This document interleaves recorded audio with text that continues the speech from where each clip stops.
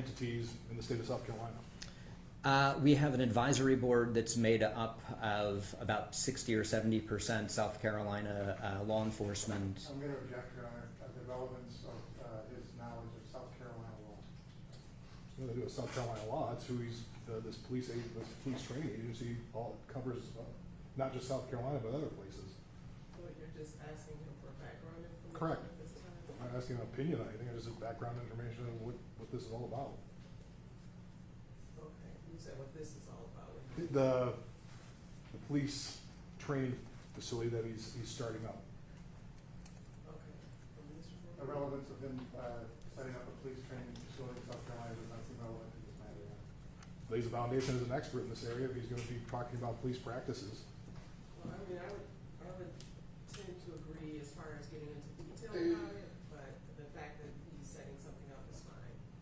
Okay. So I guess I'm partially sustaining based on whatever the next question. You can answer that question. The question I had, or the question, What was the question that you just asked? just in terms of what was the purpose of setting this all up? What was the purpose of setting this up? Oh, then I'll just sustain the objection. Could you go a little bit of your educational background? Sure. I, let's see, in chronological order, went to high school in South Florida, went to Florida State for undergrad. I'm a little slower than the average bear, so it took me 10 years to get a 4-year degree. I went from there to the University of Virginia for law school, and that's it for formal education. Okay. Now, in terms of after graduating the University of Virginia Law School, did you become a law professor right away? No, not right away. I spent a year clerking, working for a judge. I was set to go back to a law firm in Charlottesville, but had the opportunity to do what's called an academic fellowship. The academic fellowship is really designed to help prepare you for entry-level legal teaching, to learn to be a law professor. It's kind of like a postdoc, but for JDs, for lawyers. So I did that for 2 years and then went on the entry-level market and was hired at the University of South Carolina. Now, at the University of South Carolina, specifically, what do you teach there? Within the JD program for law students, I teach criminal law, which is our first year required criminal law course. I teach a course on criminal procedure, which is 4th and 5th and a little bit of the 6th Amendment. I teach a class called Police Law and Policy. I teach a class called Regulation of Vice, a seminar really. I have taught some other classes, but those are sort of my current teaching package. Do you do something with the undergrad facility as well? I have a courtesy appointment within the Department of Criminology, so I'll go over and lecture in coworkers or colleagues' classes. I have taught an undergrad version of my Regulation of Vice seminar with our honors college, but I have no real normal teaching responsibilities at the undergrad. Now, in terms of your experience within teaching criminal law, criminal justice, and policing, have you done any sort of publications? Have you wrote any books, articles, anything along those lines in the field of criminal justice, criminal law, or policing? Yes, that is the other half. I have about 4 different halves of my job. One of those halves is academic research and publication. Articles, essays, book chapters, 1 book so far, and the occasional other professional writings, editorials or amicus briefs and the like. What is the 1 book so far that you've authored? It's very creatively called Evaluating Police Uses of Force. Now, in terms of, you say people ask you to write book chapters then for their own books, can you describe that a little bit more? What does that mean? Sure. So there are academic books that are written by a single author that follow a sort of arguments or series of arguments. There are other academic books that are edited volumes of collected chapters where every chapter is written by a different author presenting something about whatever the overall topic is. So I've done book chapters on in a book about sort of law generally. My focus was on law relating to police misconduct around the world. I've done book chapters on evaluating police use of force incidents. on review and evaluation of police use of force incidents, on evidence-based policing and its applicability in modern policing, a range of topics. And now in terms of that, in terms of a lot on policing, do you have any experience in policing yourself, separate from your academic kind of credentials, any practical experience in policing? I do, yes. I spent 5 years, just under 5 years, as a full-time officer with the Tallahassee Police Department in Florida, and then another 6 months or so as a reserve officer, a part-time officer at the same agency. Do you do anything, I guess, currently, I guess, taken away from your new entity, do you do anything currently with any police agencies or police departments through your work in the law school, or as a professor, or involved in that any way in any other police departments, if you will? Not including through the policing program Correct. that I run. So not including through the policing program, I will occasionally be asked to come in and do training or to lecture on a particular topic. Once once I was asked to formally come in and investigate and review a use of force for not actually by the agency, but by the city council of the city involving this agency. I'll be asked to come and speak in training that an agency offers not only to its own officers but to other agencies. So the Washington, D.C. Metropolitan Police Department has a police leadership academy. It's a 3-week program, I think, and I come in and talk about use of force review for one afternoon in that course. In a couple of weeks, I'm going down to Charleston, South Carolina, where the Charleston Police Department has its own police leadership academy, both for its own officers and officers in the area. So I'm sort of guest lecturing as one of the talking heads in that program. None of which is formally through the policing program that I run. So those are your people are asking you to do that, and then a lot out in South Carolina, is that just in South Carolina, or do you go across the country doing that as well? Sort of where asked, as long as my schedule works out. I've done it in D.C. twice, Kansas City, back to D.C. for a different agency, Charleston, and that's in South Carolina, kind of wherever time and schedule allow. Do you belong to any groups, any outside organizations in terms of involved in policing and police review institutes, for example, the American Law Institute? I do. I am a member of the American Law Institute. I was an advisor on a project of the American Law Institute called Principles of the Law Policing that actually just got released in final form after about 8 years of working on it. I am a member of the the American Society of Evidence-Based Policing, the International Association of Chiefs of Police, and the Legal Officers section. I think I still have an active membership in the Police Executive Research Forum. I think that might be it for police-specific organizations. Now, in terms of your work, you're outside kind of law professor, do you get brought in to review use of force incidents involving police officers in specific cases like this one? Yes, I do. Can you give the jury an idea how many times you've been asked to do a review similar to the one you did here? I've been formally retained 130 or 140 times, somewhere around there.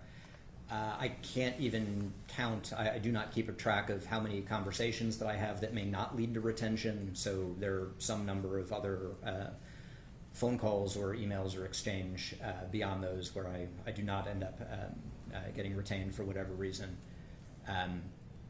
Most of those are litigation related, either civil or criminal litigation, a combination of plaintiff side or civil defense or prosecution or criminal defense.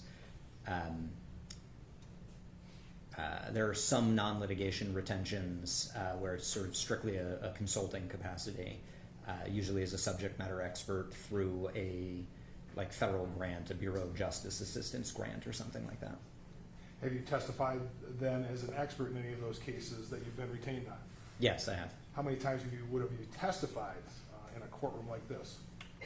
In court, in trial, somewhere in the area of 24, maybe a little bit more than that. Deposition testimony is even more than that. I don't know off the top of my head, probably twice as often. And those instances you testified, you've been qualified as an expert in use of force and police practices. Yes, I have. I'd move for this time to have him introduce his testimony, introduce as an expert in use of force and police tactics, or police practices, excuse me. Any objection? Not to those areas, Your Honor. All right, so he shall be considered an expert in those fields. Can you give the jury an idea of approximately when did you get involved in this case, and what goes into getting involved? What did you review when asked to review a police use of force case like this one? Yes, you're asking me the hard question, which is about timeline. I don't even remember the timeline that I got involved. I could try and look at my retention agreement, and that would remind me, but it would be right around there. So I don't advertise as an expert. I don't have a website or business cards. I basically get emails or phone calls from other folks who have passed my name around.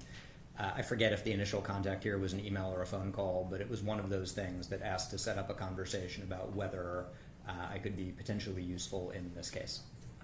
Now, in terms of when you decide to take on a case, what is your process? What do you do? What do you look at? So the first and most important thing that I look at is whether I am an appropriate expert in the case. There's a lot in policing. There's a fair amount in policing where I wouldn't want to be testifying about technical expertise in an area that is not covered by my research or experience.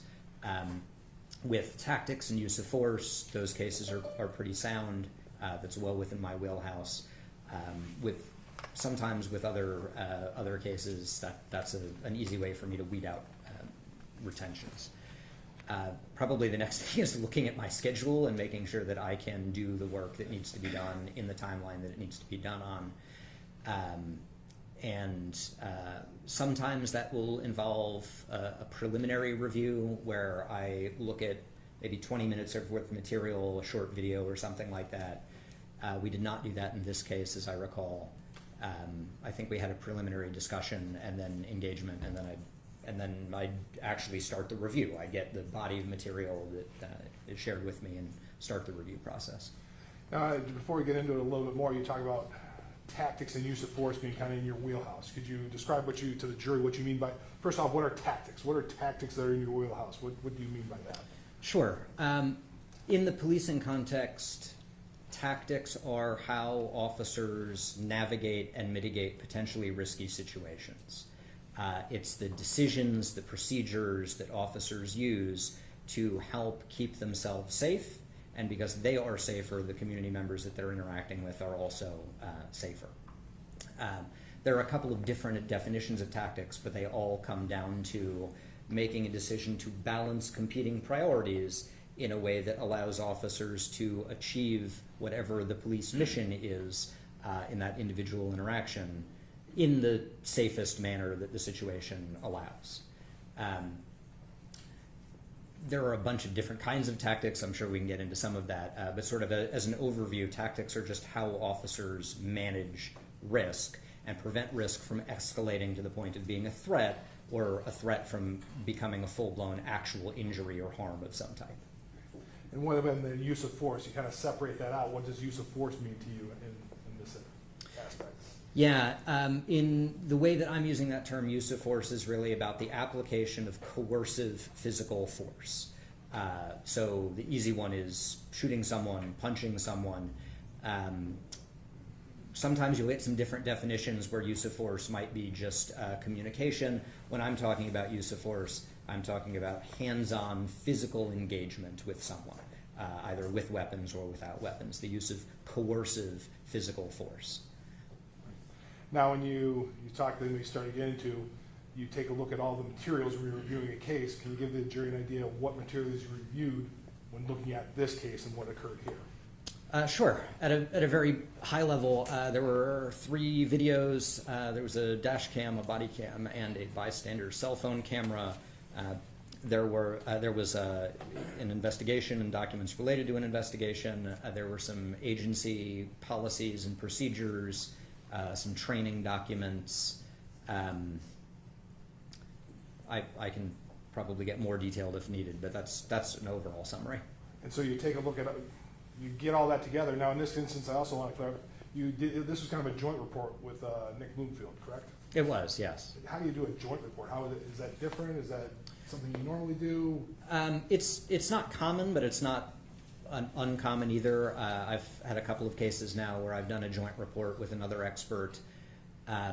The process does not really change at all. The only thing that changes is after we review the materials and develop opinions is coming together and make sure that the report that we submit has opinions that we both agree to and that we don't have any internal points of disagreement that would require an addendum or additional reporting indicating our points of disagreement. So for the jury's benefit, you get a look at the body cams, you get all the materials, the investigative materials. Could you give them an idea, what do you look for? Okay, what is going through your mind in terms of reviewing a force? You know, what happened here? What criteria do you use, I guess? Sure. So the first thing is I have to know what actually happened, right? So the first thing that I do is review the materials to get an understanding of the facts. It's a little simplistic to say I watch the videos and read the reports. It's a little bit more like I watch the videos, I read the reports, and I compare them to each other to identify points of consistency or inconsistency, to identify where there are still lingering questions that the body of evidence doesn't actually solve, to identify discrepancies or issues where two different witnesses might say two different things, right? As an expert, it's not my job to figure out who was telling the truth or figure out which discrepancy is accurate or which piece of evidence in a discrepancy is accurate or inaccurate. So normally what I do in cases like that is I just make note of this discrepancy and say, hey, there is, this person said X, this person said not X, right? Said something different. Once I have an understanding of the facts, then I try Gesundheit. Then I try and identify what the different decision points were. That is where an officer made a decision. And as you can imagine, there might be dozens of those decisions that an officer makes over the course of an encounter, right? With each decision, I'm looking at the decision to see whether the decision, and that might be a tactical decision, it might be an enforcement decision, like do I stop this person and chat with them or not? It might be a use of force decision. What I'm looking at is whether that decision was consistent or inconsistent with generally accepted principles and practices in policing. Does it meet that sort of professional degree of commonality that we expect professional officers to be able to meet? Can you go into that a little bit more? What exactly is generally accepted police practices, and what does that mean to you and for the jury's benefit? Sure. Again, this is a little colloquial, but when we're talking about generally accepted principles and practices, and I can define those two things separately, if you went to a reasonably well-trained officer at any agency pretty much anywhere in the country, and you said, is this more or less the way you do things? If they say, yeah, that's more or less the way we do things, that's probably a generally accepted practice or generally accepted principle. This is a little bit tricky in policing because we don't have a single authoritative body in policing that sets out what generally accepted principles and practices are, right? In accounting, there's something called the generally accepted accounting principles, and all accountants have to use that. We don't have that in policing. We have about 18,000 different police agencies across the country, some very, very small, some very, very large. So when we're trying to identify generally accepted principles or practices, we're asking what has sort of bubbled up from below. What do all of these agencies, what do officers do? What is common and generally accepted as the standard for professional policing across agencies? You can find information about generally accepted practices reflected in an agency's policy manual. You can find it in statements or publications by police organizations like the International Association of Chiefs of Police, or the Police Executive Research Forum or the National Police Foundation. But it's not authoritative because the International Association of Chiefs of Police said it. It's easier to flip that and say the reason that the International Association of Chiefs of Police is saying that in something like a national consensus policy or national consensus paper on use of force is because it is so common that it is generally accepted. Now, can you get into a little bit in terms of what factors do you consider when you're looking at an incident? What are the factors as an expert you consider when reviewing tacticals or police use of force? What are some of the factors Sure. of taking into account everything? The ultimate question for tactics when I'm reviewing them is really what are the tactical risks of what the officer is doing and what is the benefit of what the officer is doing, right? Officers, as one resource puts it, officers work in risk soup. They're constantly in situations that are dynamic and maybe uncertain. So they have to make this series of decisions without fully accurate information. So what risks do they take? And what risks do we say those are not professionally appropriate risks anymore? As that phrasing sounds like, it's very, very heavily fact dependent, right? There are situations that will absolutely justify officers putting themselves in grave harm, like an active shooter situation where we now train officers to run in and identify that active shooter to deal with the situation. There are other situations where that degree of risk-taking would be inappropriate or unjustified, right? Where we don't want officers to unnecessarily take risks. And the way we determine whether an officer is taking a risk appropriately, professionally, or unnecessarily is by basically looking at what's the tactical risk, what's the tactical benefit, putting those two things together, does it make sense? When I'm answering that question of does it make sense, that's not me as, Seth thinking, do I think this makes sense? That's where looking at generally accepted practices, looking at generally accepted principles across policing, applying that framework. Does policing as an industry, does policing as a profession think that this is a professionally appropriate risk or not a professionally appropriate risk? Now, you touched on it a little bit in terms of running into active shooters. What role does the threat against the officer play? What does that play a role in any of your analysis? Yes, it plays a huge role, particularly as we shift from sort of the tactical question to a use of force analysis. So when we're analyzing use of force, we're again looking to see what the officer is trying to accomplish, but there's a slightly different framework for that. So officers can use force to deal with imminent threats, and I can define that term in a second. But when they have a situation that does not yet amount to a threat, but might still become dangerous, it's a potential threat, that's what we refer to as risk. So as sort of a rule of thumb, officers use tactics to navigate risk. They use force to address threats. And in policing, a threat exists when the individual that the officer is interacting with has the ability, the opportunity, and the apparent intention to cause some kind of harm to the officer or others. I can define those terms if it's useful. I guess you could, because you talk about imminent threat. What you said imminent, is that the definition of imminent threat then, in terms of the ability and so forth? In policing it is, yes. You will sometimes hear immediate instead of imminent. You will hear some commentators sort of distinguish between those two things. For my purposes and most experts, the important part is there an imminent threat? And an imminent threat exists, or if you like, a threat is imminent and thus justifies a use of force when the subject has the ability, opportunity, and intention to do something, right? At that point, there is a threat of something that may justify a use of force. Can you go in a little bit more detail? What is the difference between the imminent, or what is an imminent threat, and maybe something that's just concerning? Sure. Yeah. So really this focus on ability, opportunity, and intention. Again, I don't want to get too carried away with specific language because it's really the concepts more than the words. Sometimes you'll hear ability, opportunity, and jeopardy, or you'll hear ability, opportunity, and threat, or some combination, but it all kind of means the same thing.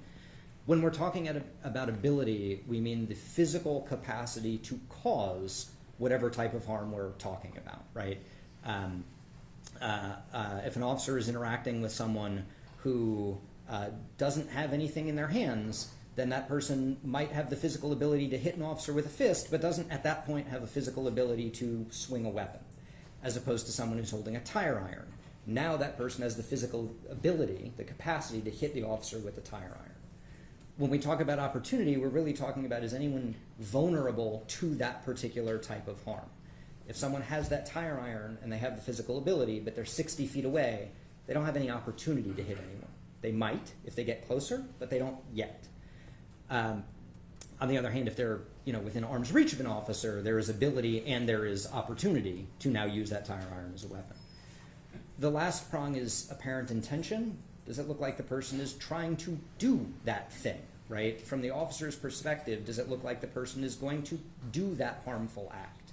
So someone who has a tire iron that's within arm's reach of an officer, but they're chit-chatting on the side of the road while the guy changes a tire, might be a situation of risk. The officer could say, sir, why don't you put that tire iron down? Or the officer could back away and use distance as a tactical concept. Or the officer could interpose a vehicle between himself and the subject. But there's no threat because the subject doesn't look like they have the intention to use the tire iron as a weapon, as opposed to someone who is swinging the tire iron at the officer or cocking back as if to swing the tire iron at the officer. At that point, we have ability, opportunity, and intention, which means we have a threat that justifies the use of force. And so that use of force, it covers the spectrum in terms of, could be throwing a punch all the way up to deadly force. It's kind of the same analysis then? It's exactly the same analysis. We're still looking for an imminent threat of something. And that's really important because there's no such thing as a threat. It's always a threat of something, a threat of escape, a threat of being injured, a threat of being seriously injured or killed or something like that. What's different with different types of force is the next sort of question. If there is an imminent threat such that some use of force is justified, then we ask, okay, what kind of force would be justified here? If it's a very high-level threat, it tends to justify a higher-level force. If it's a very low-level threat, then it justifies a very low-level force. In my world, this is referred to as proportionality, right? The use of the use of force has to be proportional to the threat. So the way that we do this analysis is first asking, what is the nature and severity of the officer's use of force? Then asking, what is the nature and severity of the threat that the subject presented, if any? And then once we answer those two questions, we weigh them against each other and identify the relationship between them to determine whether, as a matter of generally accepted principles or practices, policing would define that as proportional or not. And in terms of, there's a reasonableness figure into that. Is that proportional? Is reasonableness and proportional the same thing, or is reasonableness a little bit different? Do you use that differently? It's effectively the same thing. Policing has adopted into its generally accepted principles the term reasonableness, which ultimately it sources from law, both Fourth Amendment law and state common law decisions. Incidentally, that's also where concepts of ability, opportunity, and intention come from. Those ultimately originate in common law doctrines related to assault. But policing as an industry has accepted those as the practices and principles within policing. So when you look at using the term reasonableness, does reasonableness come into play? You talked about intent, a motive, and opportunity with a person the force is used against. Does reasonableness pertain to the officer then more? Is that, do you use that distinction, if you will? Yes, I am looking at applying this framework. That is a framework that we use to analyze an officer's decision making, right? Is the officer reasonable? Is the officer consistent or inconsistent with generally accepted practices? We have other frameworks to assess the other person, right? We might ask, did the other person commit a crime, for example, by doing whatever they did to the officer? But the frameworks that I'm talking about, in my role as an expert, I'm analyzing police actions, not subject actions. So I guess getting kind of to the meat now in terms of looking at this incident specifically. Did you come to say any conclusions in terms of different types of actions that were taken by the defendant during this interaction with Patrick? Yes, I did. I guess starting off the first thing, starting off with what happened at the beginning. What were your conclusions? So again, I'm looking at all of the decisions that were made. The sort of initiating decision here, the first level decision, is the decision to stop the car, to initiate a traffic stop. Generally accepted in policing that when officers have reason to believe that there is a traffic infraction, that you can stop a car. My understanding is that there was an improperly displayed license plate on the car. That's a traffic infraction. So stopping a car for that reason is consistent with generally accepted principles and practices in policing. So a reasonable officer in that circumstance would have done the same thing. Yes. What about your next analysis? I believe the next opinion related to Officer Schurr's attempt to grab Patrick after he got out of the car and began to walk away. That use of physical grabbing, it's a use of force. It's a relatively low-level use of force. Comparing, again, the nature and severity of the officer's use of force, which is relatively low risk. That is, when we're identifying nature and severity of force, we're really looking at what is foreseeably likely to happen, and just grabbing someone is not foreseeably likely to do very much, so it's a fairly low-level use of force. Nature and severity of the threat that Patrick's actions presented there. He's walking away. There's a threat of escape or evasion. So balancing those two things together, grabbing someone who's attempting to walk away is perfectly consistent with generally accepted principles and practices in policing. So a reasonable officer in the same circumstance would have done that. Sure. What about the decision to chase him around the car? What about that? That's where we start to run into issues. So they run around the back of Patrick's vehicle and then past the front of the vehicle, sort of along the sidewalk into that driveway area. This creates some tactical concerns. And the reason it creates some tactical concerns is because there is another individual in that car. And in policing, the goal is not just catch whoever runs away. The goal is to do so safely and efficiently. And if you run past a car, you don't know what else is going on with that individual in the car, what else they may be doing with any evidence that might be in that car. So if one person goes hightailing off and you chase them, you may miss the fact that the other person is taking all of the evidence out of the car and walking away and dumping it somewhere. You also expose yourself to some unnecessary tactical risks. When you run past the car and now you have the other individual in the car at your back, you have no idea what they're doing because you're so focused on the individual that you're chasing. And that gives them an opportunity to, put it bluntly, get out of the car and attack you in a direction that you were not expecting. So going back to that sort of tactical framework, the tactical benefits of chasing someone are not nothing, right? There is some tactical benefit that I could chase someone and maybe grab them. But the tactical risks of doing so are substantial. And for that reason, there's generally accepted guidance in policing that says if there are more people in the car and someone goes running, you stay with the car. There's a pretty good chance that you're going to be able to identify whoever ran by talking to the people in the car. That gives you the opportunity to collect any evidence in the car.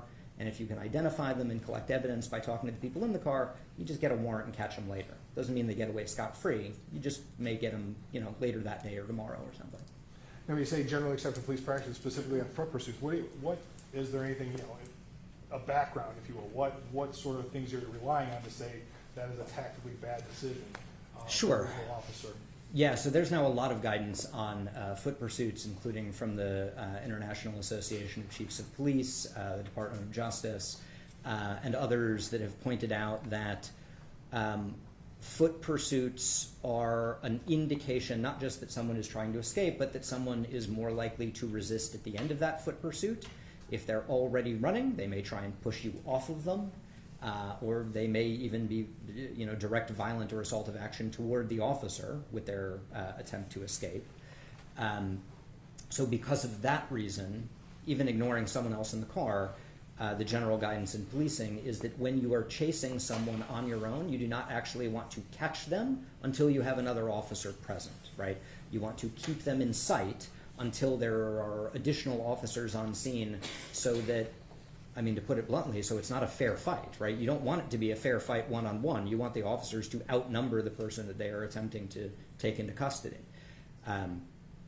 When you add other people in, and like the person sitting in the car, again, there are tactical considerations beyond just catch the person who is running, like the ones that we mentioned. So the International Association of Chiefs of Police, for example, reminds officers that they have to consider that totality of the circumstances, including other people who may be running or who may not be running, but may choose to involve themselves in the scuffle after that.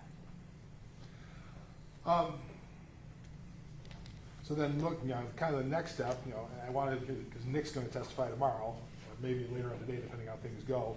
I want to kind of go over skip over the taser, leave that for him. Sure. In terms of following up the next aspect.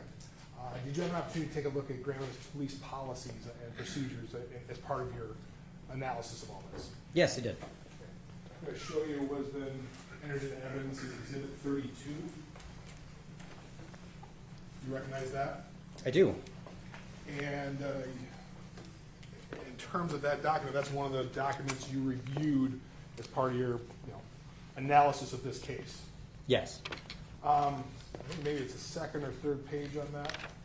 There's a policy changes, if you will, 2020 policy changes. Yes. Got on page 3 or 4? Can't remember. Policy changes is on page 4 here. Okay. I don't mean to interject, but did we have everything match what the professor is? Can I get a copy of Exhibit 32? Would you like to look at it? Yeah, just a kind of confusion.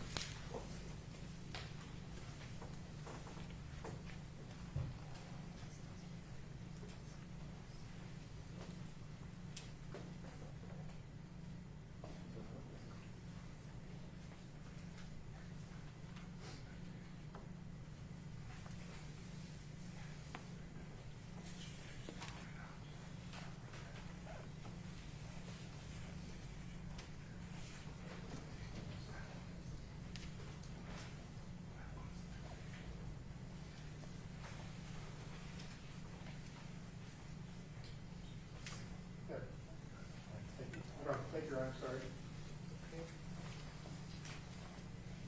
Reach the right spot. Thank you.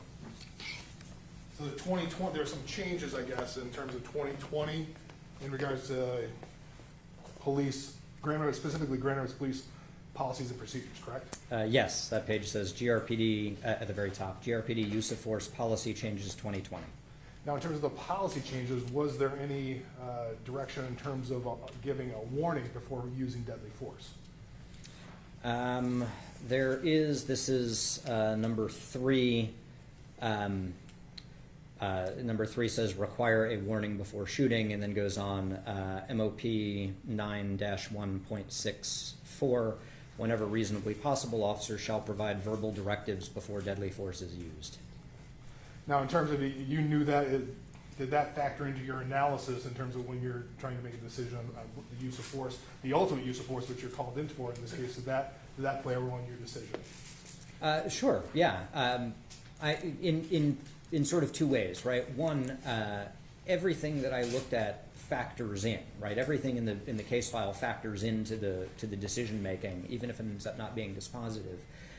In this particular case, one of the opinions that Nick and I developed after reviewing the materials is it would have been feasible in this case to give a specific warning about the use of deadly force prior to that use of force.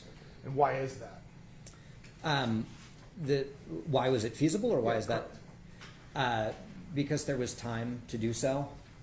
There are at least several seconds prior, even while Officer Schurr is reaching for and drawing his gun, that would have allowed for a specific warning about the use of deadly force. Now, in terms of that, you've talked about generally acceptable police practices.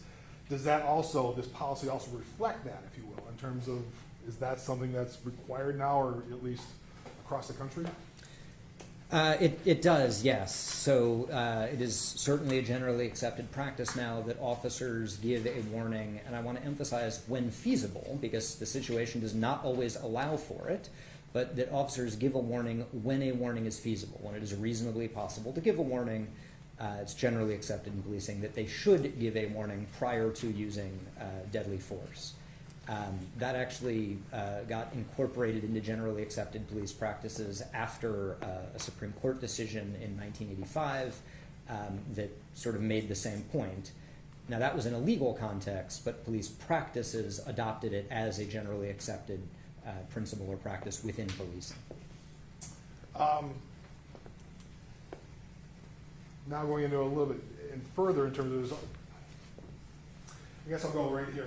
Can I use the video? Some of the stuff that we're introducing are procedures by the GRPD. We don't want to put those on for the media. These are policies that are already out there in the open, so I'll refer directly to them. This is still part of Exhibit 32. Sure. We're looking at 9-1.1. Since you're here, looking at paragraph 3. Do you see paragraph 3? I do, yes. And this would be the use of force policy, if you will, for Grand Rapids Police. Yes, And you reviewed that. I did. What are your thoughts? As an expert, is this generally what's out there for other departments? Is this sufficient? Can you give an idea how this factored into your decision? So this is a pretty casebook reflection of generally accepted practices in policing. Policing limits the use of deadly force to those situations where there's an imminent threat of death or great bodily harm. Policing typically says that there are two ways that can happen. One is immediate, one is through escape, and you see both of them sort of outlined in B3 there. Again, the wording might be ever so slightly different, reasonable threat instead of imminent threat, but the concept is certainly is reflective of generally accepted practices in policing. Going down now to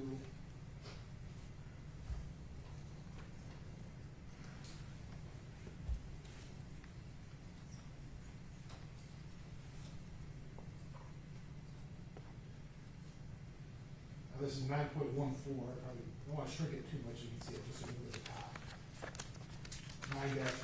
9-1.4. Okay. You have another definition of deadly force under C. I want to object to the record. The policy that the witnesses testified about is from 2017, and the policy that was in place may be very similar, but it has not been established that this policy was in place at the time of the incident. So he's testifying about something that's completely irrelevant. I think this is the same policy that they were trained on. This is part of the training that was given to the officers at the time, so they can rely on it. At which So, time? this was back, I don't have the thing, this is 2020, with that policy 2017 at the bottom, but this was also given in 2020. So this is still part of the same policy, and this was part of the training that was given to Officer Schurr through his career. Yeah, there's clear policy from January 19, 2021 that came from GRPD. It may be very similar, but there may be differences. But these are already admitted, Your Honor. These are already admitted, Your Honor. Right, is that admitted as an exhibit? It's already admitted as an exhibit, so This one is the 2017 policy is admitted. Okay. But And so it your is not objection it's is- relevant. What does it matter? Are you saying that the exhibit's not relevant? Right. But it's Well, I'm already saying his admitted. testimony is not relevant. I didn't know the relevance. So his testimony about an admitted exhibit, I would think would be relevant because it's already admitted. To the extent that it's different, then obviously that would be something you can admit if there's a newer, different policy. You can certainly move to admit that, but because this was admitted without objections, Right. it's And already also, in evidence, so. if we could get some explanation for why this witness who is not an expert on the policy, if it provided the basis of his opinions, then I don't know what that's going to establish either. So that's more of a foundation. that's what I just asked him. In terms of what, That he's an expert on your policy? no, or what role did this play in his decision? Okay, so I'll allow him to answer that question. Maybe it didn't play any role, because then that would be a kind of a moot point. So I just can answer that question, but again, I can't say that the exhibit's not relevant or that this witness's testimony regarding an admitted exhibit is irrelevant, because we can only use the facts that are in evidence and information that is in evidence, and the exhibit is in evidence. So you may answer that question if you're interested. Could you ask that question one more time? Mr. Sorry. Zerry, this was one of the things you reviewed as part of your analysis of this entire case. Yes. And looking at 3C, they talk about objectively reasonable control of the situation. Is that a term you're familiar with? It's 3C under 1.4. Yes. What does objectively reasonable mean to you? That is the phrase in policing that is the generally accepted standard for police uses of force. They must be objectively reasonable. That language, generally accepted in policing, after policing adopted it from a 1989 Supreme Court case. And so that's part of the analysis, not only for GRPD, but that's something that you're familiar with and use in your analysis of this case. Yes.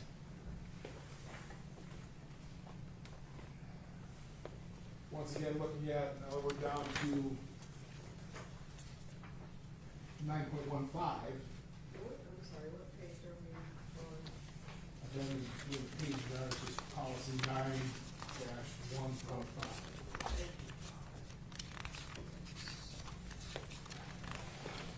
Page 10 of the PDF, or the. So in terms of the totality, you talked about the totality of the circumstances. What does that mean to you? And I guess how is it reflected? Is this, what's reflected in their policy reflective of what the totality of the circumstances mean in generally accepted police practices? Yes. So totality of the circumstances here, when you're analyzing use of force, it means you look at all of the facts and circumstances that the reasonable officer on the scene would have been aware of, the facts and circumstances that were available for an officer to observe and draw conclusions from. We want to avoid artificially limiting that, because ultimately an officer should be basing their decision on the information that's available to them. And there's some information that is maybe potentially relevant, and there is other information that's far more likely to be relevant, right? So for example, like the phase of the moon is not particularly relevant to a use of force.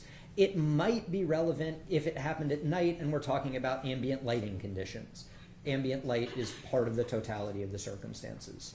What I see this list of 1 through, it goes down to 15, as is a summary of relevant or potentially relevant factors that can make up, don't necessarily, because they may not be present in every case, but they can make up the totality of the circumstances that we review in determining the threat that the subject presents and whether the officer's use of force is proportional to it.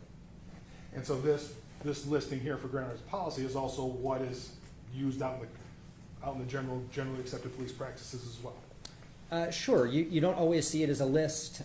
In our book, my co-authors and I provide a similar list. We break it up into 3 different aspects: a list of officer characteristics, a list of subject characteristics, and a list of environmental or situational characteristics. But they're all basically the same, right? I'm not saying like this exact list is something that you can find in every agency. But again, if you talk to officers at every agency and said, could this matter in the use of force analysis, they'll say, yeah. And there's probably stuff that's not on this list of 15 that could also factor in to the use of force analysis, like ambient light conditions, which are not actually on the list. Why would ambient light conditions? That seems like kind of a random thing. It depends on what an officer can see or can't see, right? How well an officer can actually see what's going on and what conclusions they draw from either good visibility or limited or bad visibility. That can definitely matter. They did with that one thing, going back to the 2020 changes, going back to I think page 4. Yes. Things we can't put on. Page 4, I'm there. Was there anything about reasonable alternatives being exhausted before use of deadly force? There is point 4 says require that all alternatives be exhausted before shooting, and the note is already in MOP 9-1 under escalation and de-escalation of force. So all reasonable alternatives exhausted before shooting, is that a generally accepted police practice?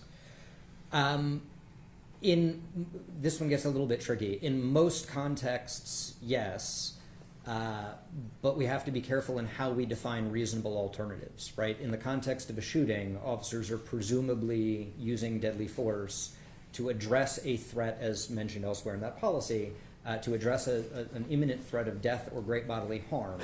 So we don't, when we're talking about reasonable alternatives, we're not asking, is there something else that officers could have done? We're asking, is there something else that officers could have done that would have had a similar likelihood of addressing the imminent threat of death or great bodily harm?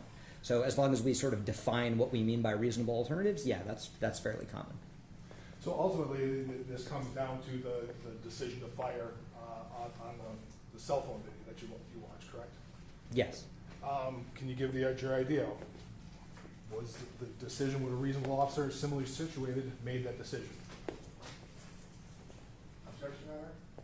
That's the, can we approach? Yes.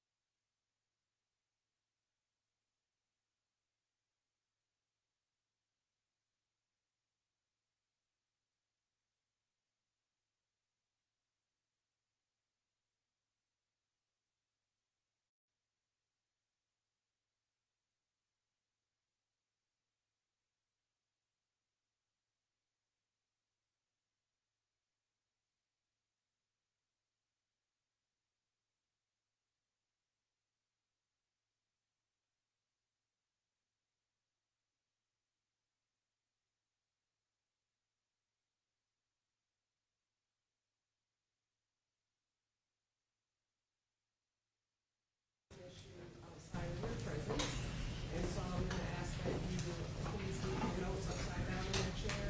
Remember that you're not to discuss the case with each other or with anyone else at this point, and also to avoid media and social media. All right, thank you.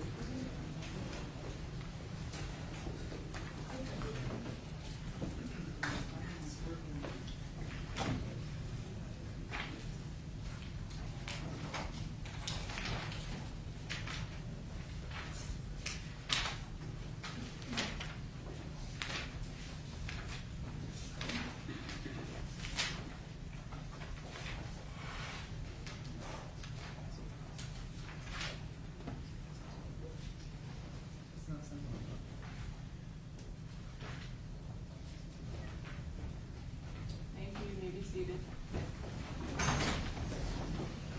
Your Honor, if I can just explain more of my objection, or my, maybe it's an objection to lack of foundation.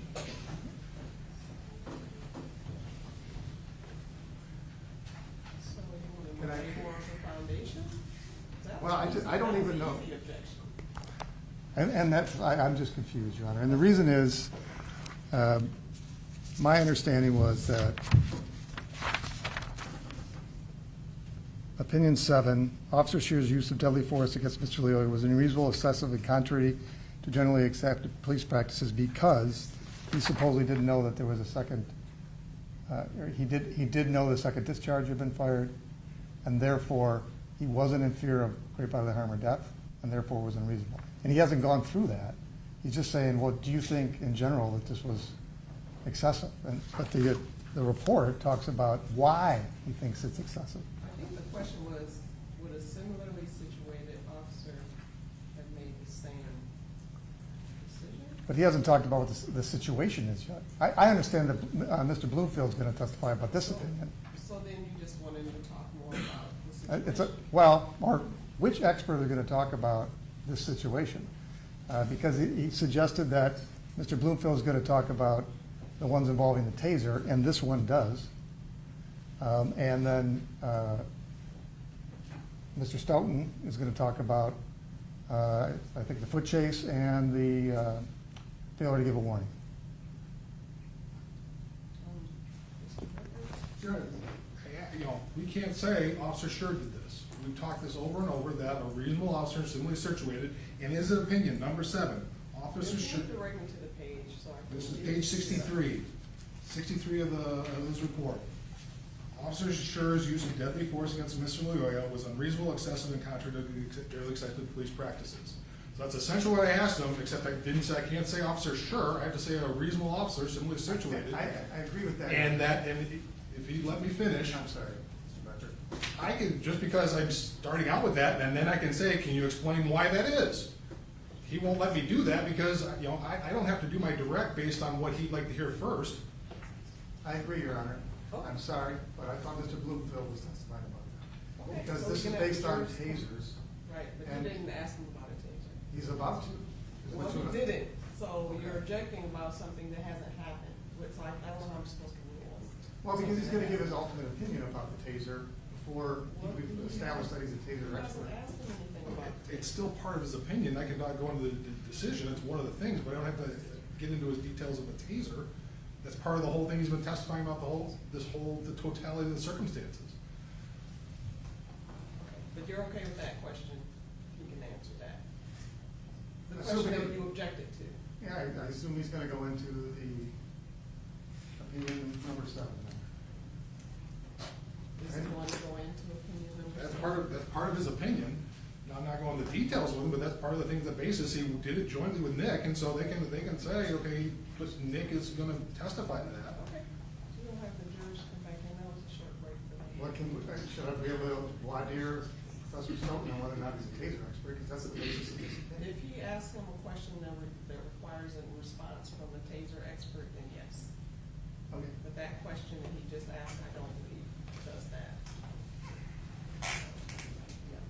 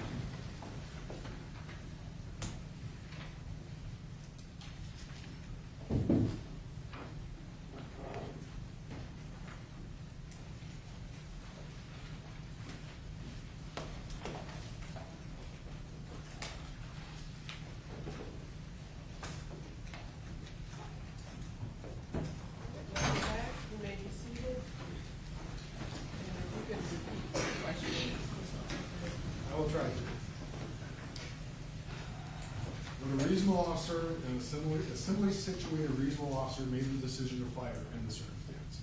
No.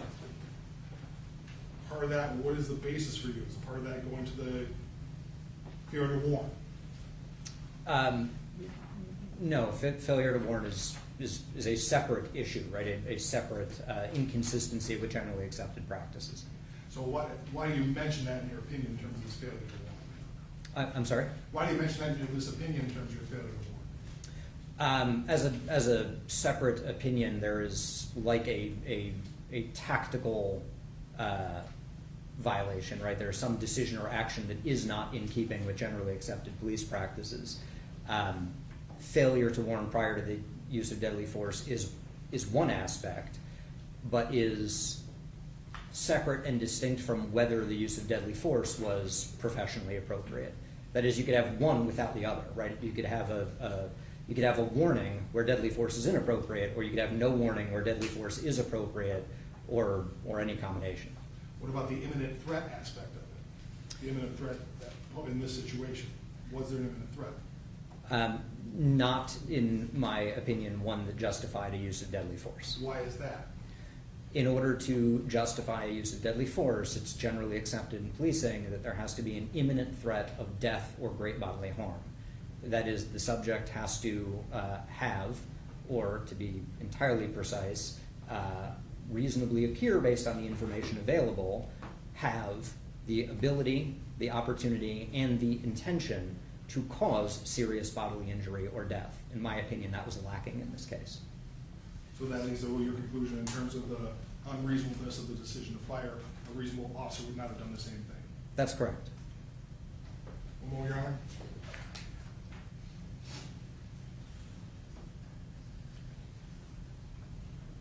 Thank you. I have nothing further.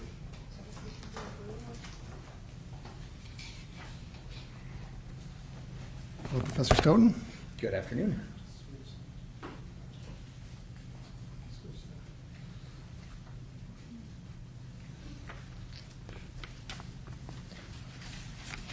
Okay. I want to unpack a lot of what you said here. Sure.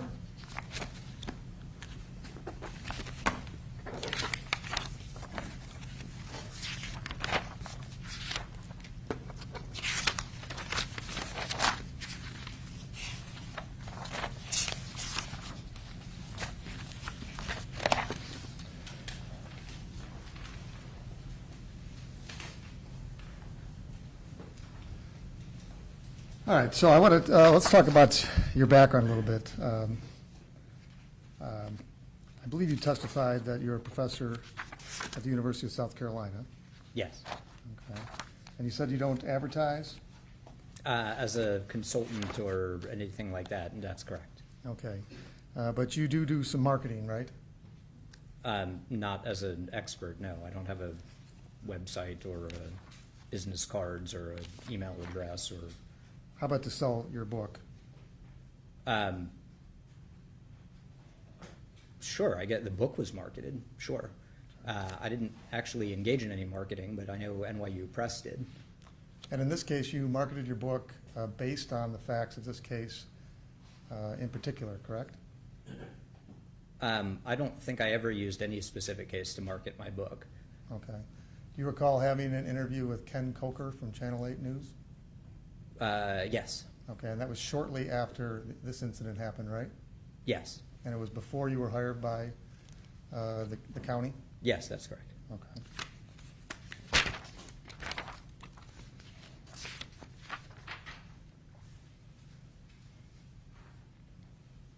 May I approach, Your Honor? Yes, you may. You show it's been marked for identification as Defense Exhibit W. Oh, you got my best face. I'm sorry, I actually did try to get something decent, but the reason that this is a picture of you.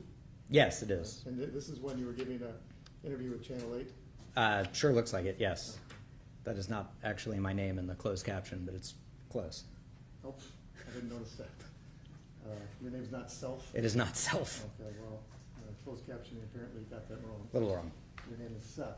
It is. Okay. And this is a fair and accurate depiction. Maybe not the best likeness, but that is actually you in this picture? Yes. And Your Honor, we move Defense Exhibit W as evidence?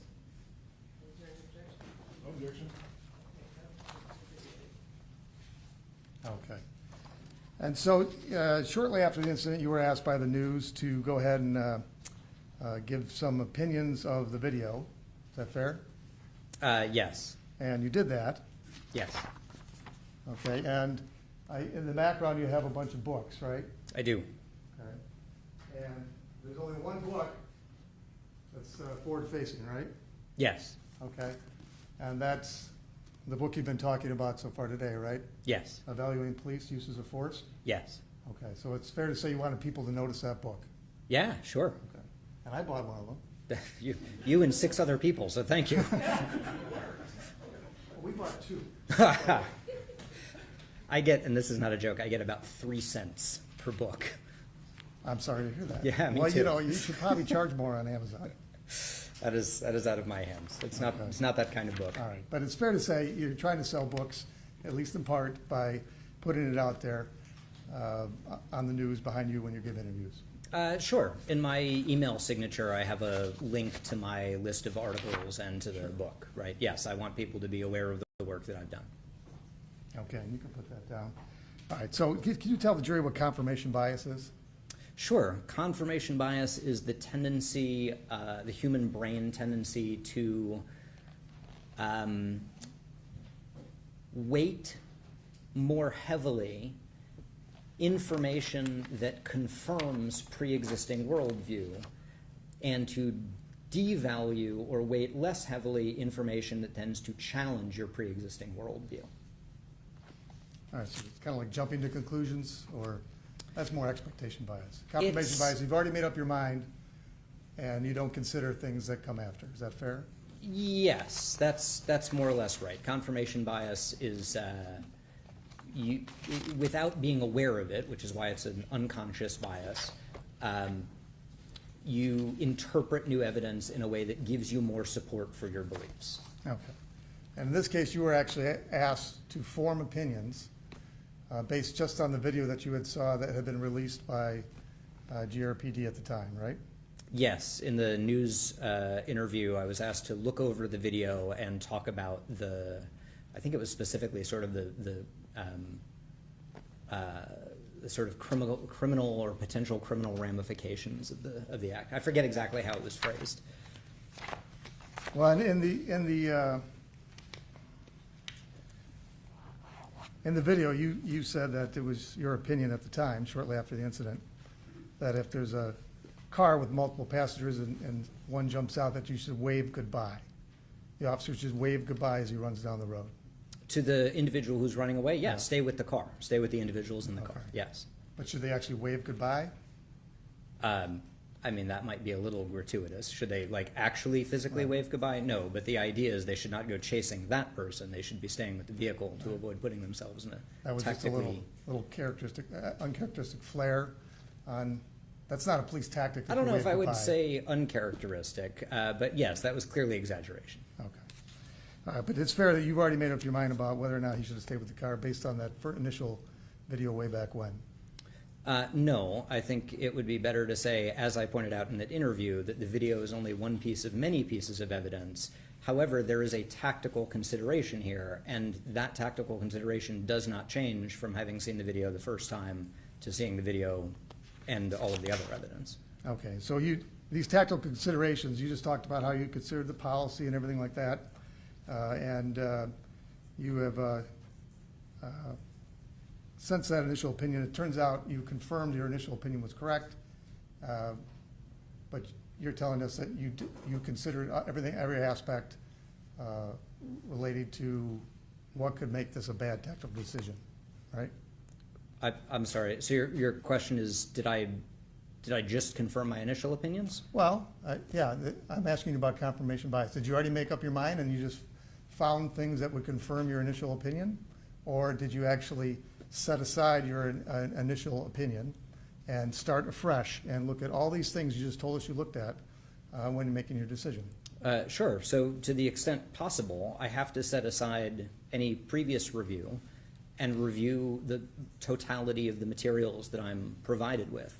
When I do an interview and I do a fair number of interviews with the media, one of the things that I always tell them, and it very rarely ends up in the story, is what I'm talking to you about is limited to the evidence that you're presenting me with, right? It's this particular video.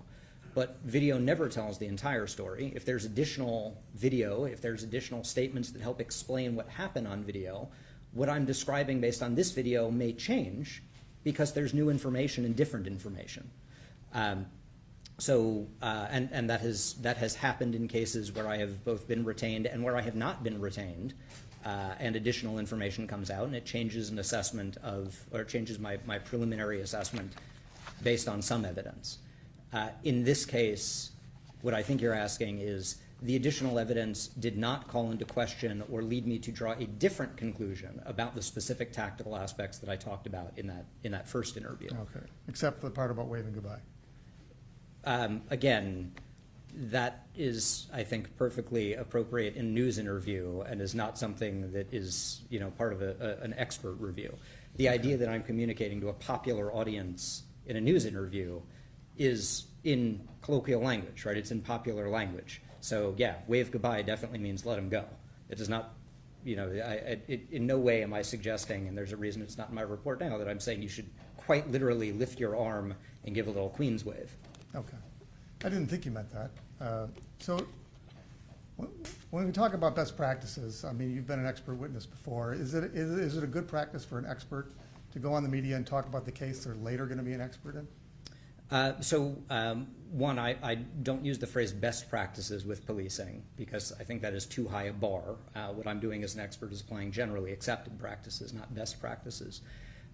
With regard to your question, I don't know what cases I will or will not be retained in. I don't know what phone calls I will or will not get. I don't know what cases I will or will not accept. I don't know what cases I will or will not be useful. So yeah, I think it's entirely normal to have a media interview and then later get retained in a case. I think it's much more problematic to get retained in a case and then do media about the case, right? That I think is much more problematic, especially because you may be privy to information that is not public at that point. And you haven't done that? No. Okay. All right, now, as you talked a lot about what you relied upon to form your opinion, you talked about these generally accepted police practices. Yes. Okay. And that you basically, it's a conglomeration of reputable sources, agencies, practices throughout the country. Is that fair? Sure. Okay. You also indicated that you looked at GRPD policy, Yes. and you looked at GRPD training. Yes, what training documents were included in the file, yes. Okay. Are you an expert on GRPD training policies and procedures?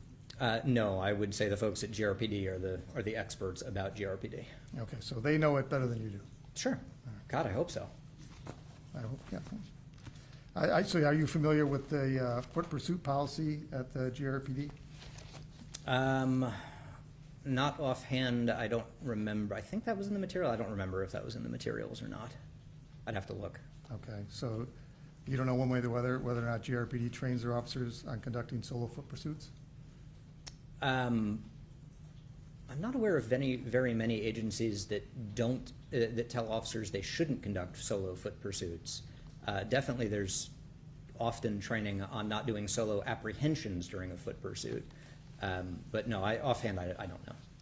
So certainly GRPD doesn't say to its officers, you can never do a foot pursuit. I would be very, very surprised if that was the case. All right. All right, so let's talk about your opinion related to the foot pursuit. Sure. I think you indicated that no reasonable officer in that situation would have pursued Mr. Lyoya like he did. Yeah, past the occupied subject vehicle. Yes. Okay. And so you were calling him Patrick? You don't know the family or anything like that, correct? No. Okay. Or rather, yes, I agree with you. I do not know the thing. All right. So I think your opinion was the decision to chase by himself and away from a vehicle that he knew was occupied was unreasonable, tactically unsound, and contrary to these generally accepted police practices. Yes. Do you know whether it was tactically unsound and contrary to GRPD policy? Again, offhand, no, and I'm not applying I'm not applying GRPD policies. I'm not trying to figure out whether he violated agency policy. I'm looking at whether he violated generally accepted practices. Because you're not an expert in GRPD policy. Correct. And if we could, Mr. McFarland, I'm going to show you some of the video. Sure. Professor Stoughton. If we could go to RFA 3100 and exhibit 1, this thing without transcript, or A. What was the RFA again? 3100.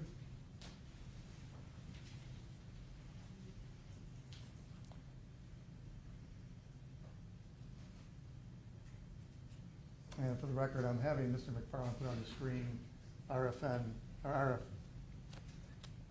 RFN, Exhibit A, at RFN 3100 to 3560, which is from the time of the chase, basically, that we're talking about right now. And if you could go ahead and play it and stop it at 3560 or around there when it was made.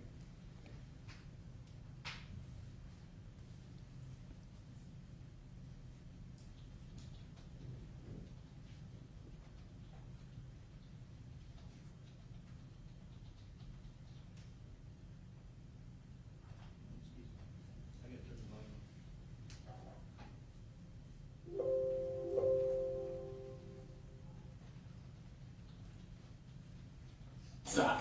Put your hands down.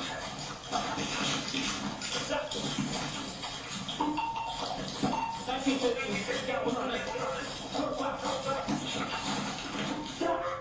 Okay.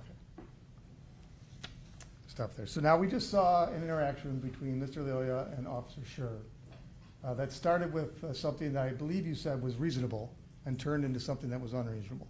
Yes. The first part when he tried to arrest him, grab him, hold him, and not let him get away, was reasonable. Sure. It was a level of force that was commensurate with what he was seeing. Yes, to the threat that Patrick or Mr. Lyoya presented, yes. And the part that you're saying unreasonable is the decision to chase him Yes. after Mr. Lyoya broke away from him. Particularly the decision to chase him past the occupied vehicle. As we know, and I apologize, I would absolutely butcher his name, but the passenger in the car gets out and starts filming shortly after that. The reason that running past is tactically unreasonable because if he got out with a gun and shot the officer in the back of the head, the officer would not see it coming, right? So that is one of several reasons why you do not do exactly what we just saw. Okay. So now you are basing this based on generally accepted police practices, Yes. okay? And some of the things that you consider generally accepted, I want to ask you about those because it informs your decision here. So operational realities of policing require officers to manage an array of risks and threats. Yes. That's a generally accepted police practice, Oh, sure. principle. Sure. An approach that may be entirely appropriate in one context may be entirely inappropriate in another. Yes. Different officers may perceive the same situation differently. Sure. Those officers may adopt different approaches, each aligning their approach with their perception of the situation. Yes. There may be a range of reasonable responses in any given situation. Yes. The question is not whether the officers involved adopted the best possible tactic, but whether their tactics fell within the spectrum of tactical options that could be considered reasonable under the circumstances as reasonably perceived. Yes. So basically, there is more ways to, more than one way to respond to the situation. Depending on the situation, but very often, yes. Very often there is no one, thou shalt do this thing and only this thing, right? There are a number of different ways that an officer might approach a situation reasonably, depending on a whole range of factors, yes. Okay, and you're not viewing this in hindsight, right? No, that is another one of the biases that I try and avoid to the extent that it is possible, right, is hindsight bias. You don't want people just sitting there watching the video, drawing an opinion. in hindsight from the comfort of their chair, right? So hindsight bias is specific and technical, like confirmation bias. It is the risk of interpreting the reasonableness of an action at one point based on the results of that action at a later point, right? So when I'm doing analysis, I try and be very careful to say I'm reviewing the decision made at the time it is made without letting what happened later, whether it's good, bad, or indifferent, affect the reasonableness of that decision at the time. Excuse me, at the time. So what you do is you try to, it's the reasonable officer on the scene, right? Yes. Okay, so you basically, what someone who had the knowledge and training of Officer Schurr, in this case, would have thought based on the situation that was in front of them at that moment. Yes, the reasonable officer is sort of a construct, the reasonable officer in the actual officer's position. Okay.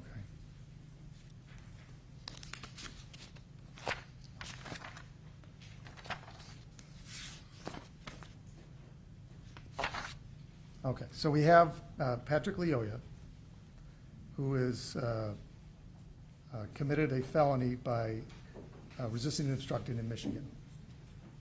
Do you disagree with that? I'm not an expert in Michigan law or applying it, so I'm happy to accept your description of that, sure. Okay. And are you familiar with the concept of resisting and obstructing in other states? Yes, Where were you a police officer? Florida. Florida? They have resisting and obstructing statutes? Both a misdemeanor version and a felony version, depending on how it's performed, yes. All right. And you saw, in this case, Mr. Lyoya break away from Officer Schurr. Yes. Okay. And that gives him the ability to run in the first place, right? Sure, so you mean for, like, in the concept of threat, right? Like applying those three prongs of threat, is that where you mean ability? Sure. Yeah, I mean, not to be pithy about it, but right, he has legs and therefore has the physical ability to run. Yes, absolutely. Okay. And you're saying the decision to chase him was unreasonable? The decision to chase him in the context of this case, where you're chasing him past an occupied subject vehicle, where you have no idea who's sitting in that car, you have no idea what evidence is in that car, you have no idea what weapons are in that car. You are going away from sort of a, if not police controlled, at least police aware scenario, where you are standing at the car and looking at it, to now putting what may become an assailant at your back without even the ability to sort of keep visual contact. It's not the chase itself that's problematic, it's the context of the chase here and running past the occupied vehicle. It's the continuing of the chase. Yes. Okay. So if we could look at RFN 3367. What was that again? RFN 3367.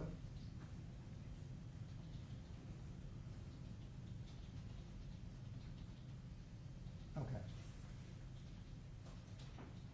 So this is not when the unreasonable decision was made, right? No, I think, chasing him, it depends on where that chase goes. If the chase goes back behind the car, behind the police car, and keeps going down the street in the direction that Officer Schurr is facing there, you have the same problem. Don't chase someone away from an occupied vehicle. Okay. So at this point, it's reasonable for Officer Schurr to make the decision to continue to try to apprehend Mr. Lyoya. If he can do that in the context where he can keep visual contact on the car and not worry about an assailant approaching, especially undetected, sure, I think that falls within the zone of reasonableness. I also think it could fall within the zone of reasonableness to say, look, I'm not even going to scuffle with this guy, because if I do start to scuffle with him here and the passenger gets out and helps, I am immediately outnumbered, right? So again, I think the initial grabbing and this initial point is, I don't think there is one path of reasonableness there for the officer. Okay. And he's not scuffling with him, he's arresting him, right? Well, no, not at this point. He's he was scuffling with him in an attempt to arrest him, but he was earlier grabbing him and trying to keep him from fleeing. I forget the first time he says you're under arrest or something like that, but I think it's fair to say that he is trying to prevent him from evading or escaping. Arrest. Sure, I He's don't. not holding him for questioning, right? I don't know what he's going to do, and if you mean arrest in the context of is he going to book him and bring criminal charges, I have no idea. Right? That's a sort of mindset of the officer thing. He's definitely using force just before this to try and prevent the escape, which is again fine. Okay. And RFN 3367 is, at this point, he's still within contact of the car. We don't know which way Mr. Lyoya is going to go. This is reasonable. Sure, he's not chasing him, I don't believe yet. All right, we're going to play it, and you tell us when it becomes unreasonable to chase him.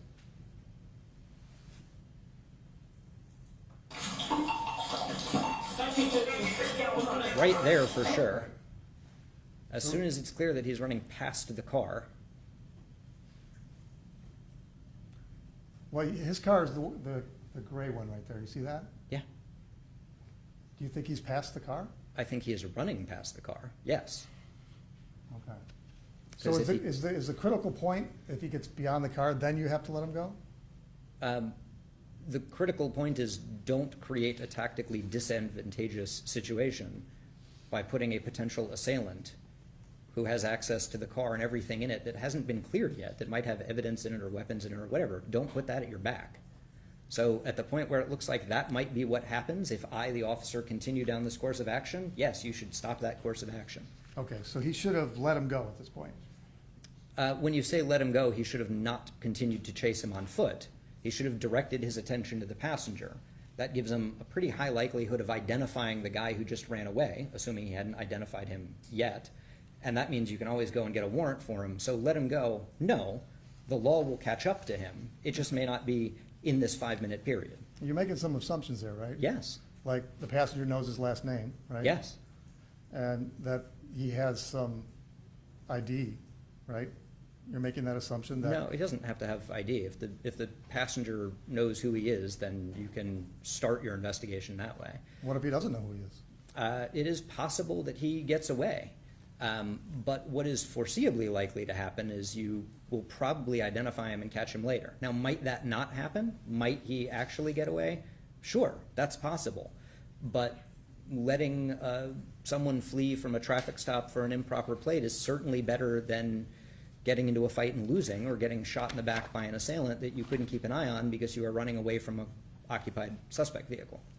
So officers should maintain visual or physical control over their operational space. Yes. Okay. And you would agree with me that Officer Schurr at this point does have visual control over the space? Not for more than about half a second longer. So if he stopped there, I'd be fine. Okay, so this is actually fine? If he stopped there, I would be fine. The problem starts when he's running past the occupied suspect vehicle. All right. And the concern is that the passenger is going to get out and jump on the officer, right? That's one concern, right? There's also concerns about evidence that may be in the car that you may be losing because you're chasing the guy who doesn't have the evidence on them. There's concerns that the passenger may decide to slide over into the driver's seat and just leave with the vehicle, taking everything that's in the car away. You're presuming that there's evidence in the car that would be interesting to... We don't know. Right. Because he hasn't searched the car, we don't know what's in the car. Right. And- Right? We don't know that the passenger in the car is an assailant. We just know it's a potential. We do know that when you run past the car, it creates a vulnerability that you cannot tactically address. Okay, so foot pursuits are inherently dangerous. Yes. Okay, they're dangerous to Mr. Lyoya because he's about to be tackled, right? Sure. They're dangerous to police officers, and they're dangerous to bystanders. They can be, yes. Well, and this is a neighborhood, right? Yes. 8 a.m. Monday morning. Yes, thereabouts, yes. Okay, people that flee generally don't just run down the sidewalk, right? I don't think there's any good data on that. It's running down the sidewalk. It can be cutting through yards. It can be going all which ways. People that run can do dangerous things, right? It's possible, sure. Because they're not trying to get caught. They're certainly trying to not get caught, yes. That's the running. Sometimes they jump into other cars, right? It's possible.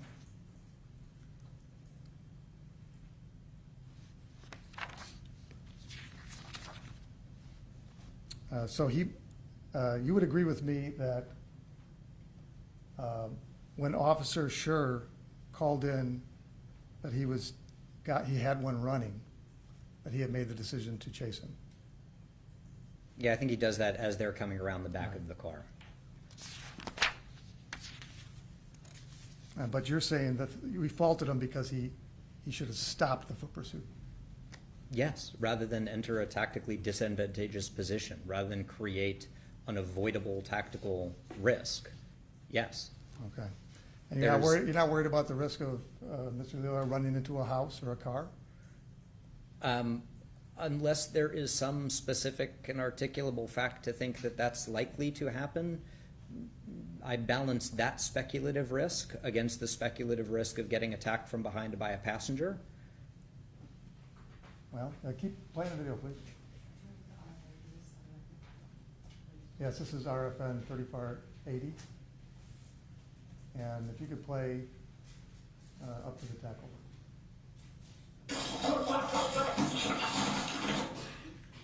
I think if you could blow up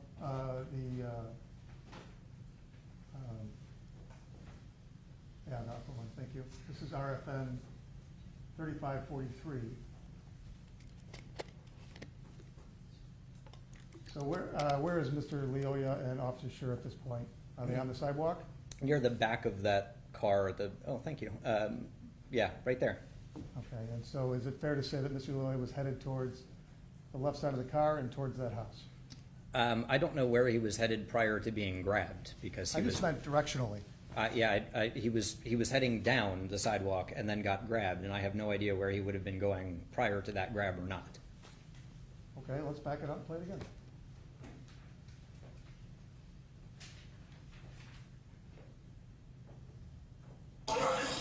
So there's the grab. The grab happens right as they're entering that grass. So I have no idea if Mr. Lyoya was going straight along the sidewalk absent that grab, or if the grab is what pulled him to the side into the tackle.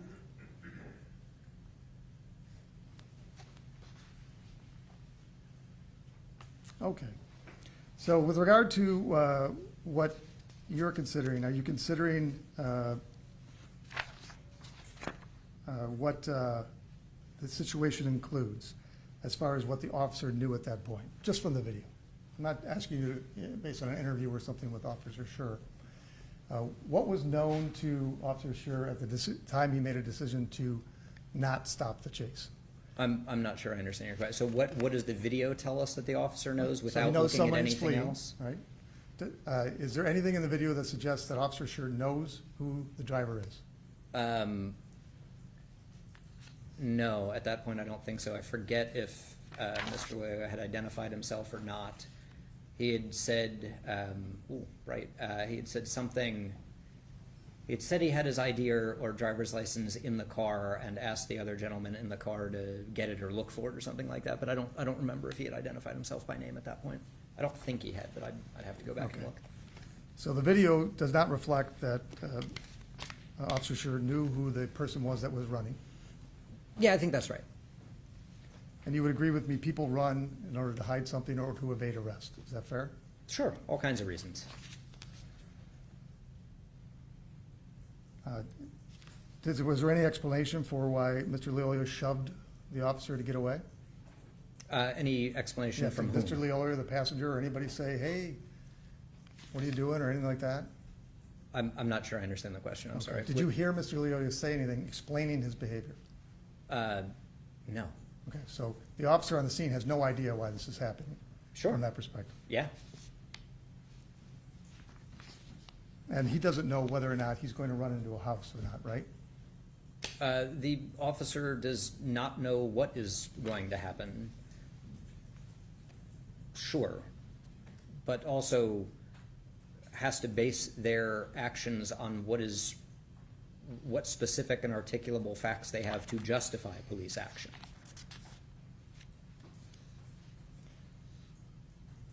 Now, you indicate that one of the things that could have happened by making this tactical error is the passenger could have got out and attacked Officer Schurr.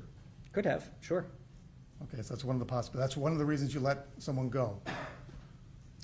One of the reasons that you don't expose a vulnerable quarter, right? Turning your back to someone in the car, yes. Okay. And so we saw some interaction between Mr. Lyoya, and the passenger's name is Mr. Tuyasheme, but we can call him the passenger, if that makes it easier. It would make it much easier for me, so I apologize. Where Mr. Lyoya asked for his ID, you see Mr.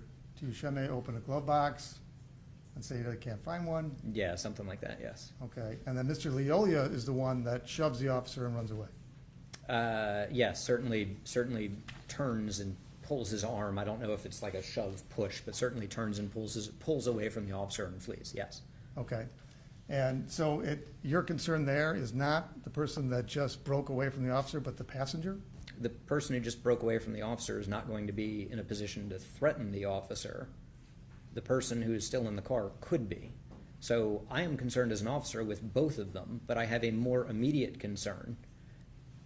So given the tactical risks and benefits of running past an occupied vehicle, I'm going to not do that. I'm going to stay with the vehicle, identify the passenger in the vehicle, and start an investigation to identify the person who just fled from my traffic stop. Okay.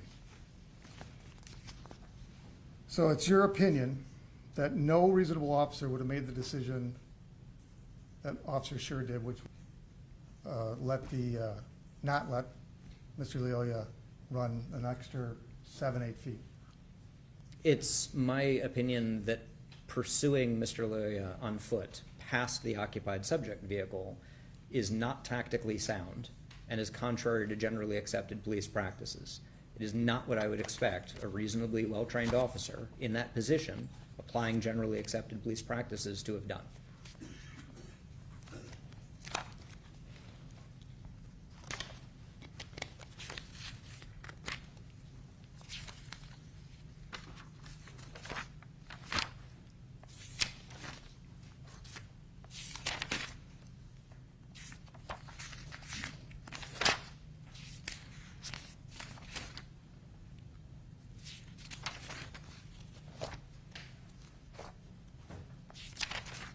I just want to break that down a little bit, because I understand you're saying that you would not expect an officer to do that, Yes. but your opinion is that no reasonable officer would have done that. No reasonable officer applying generally accepted practices relating to foot pursuits in this context would have done that. Not a single one. Not reasonably. If they did, it would be contrary to generally accepted police practices. How about contrary to GRPD policy? I am not an expert in GRPD policy, and that's not the standard that I'm applying. Are you aware that Officer Schurr has been commendated for successful foot pursuits in the past by Your GRPD? Honor, this was excluded before by the court, and now he just throws it out there. I need to know what the basis of his opinion is. Right, but he already stated what his basis was, so he wants to state that exception. Okay.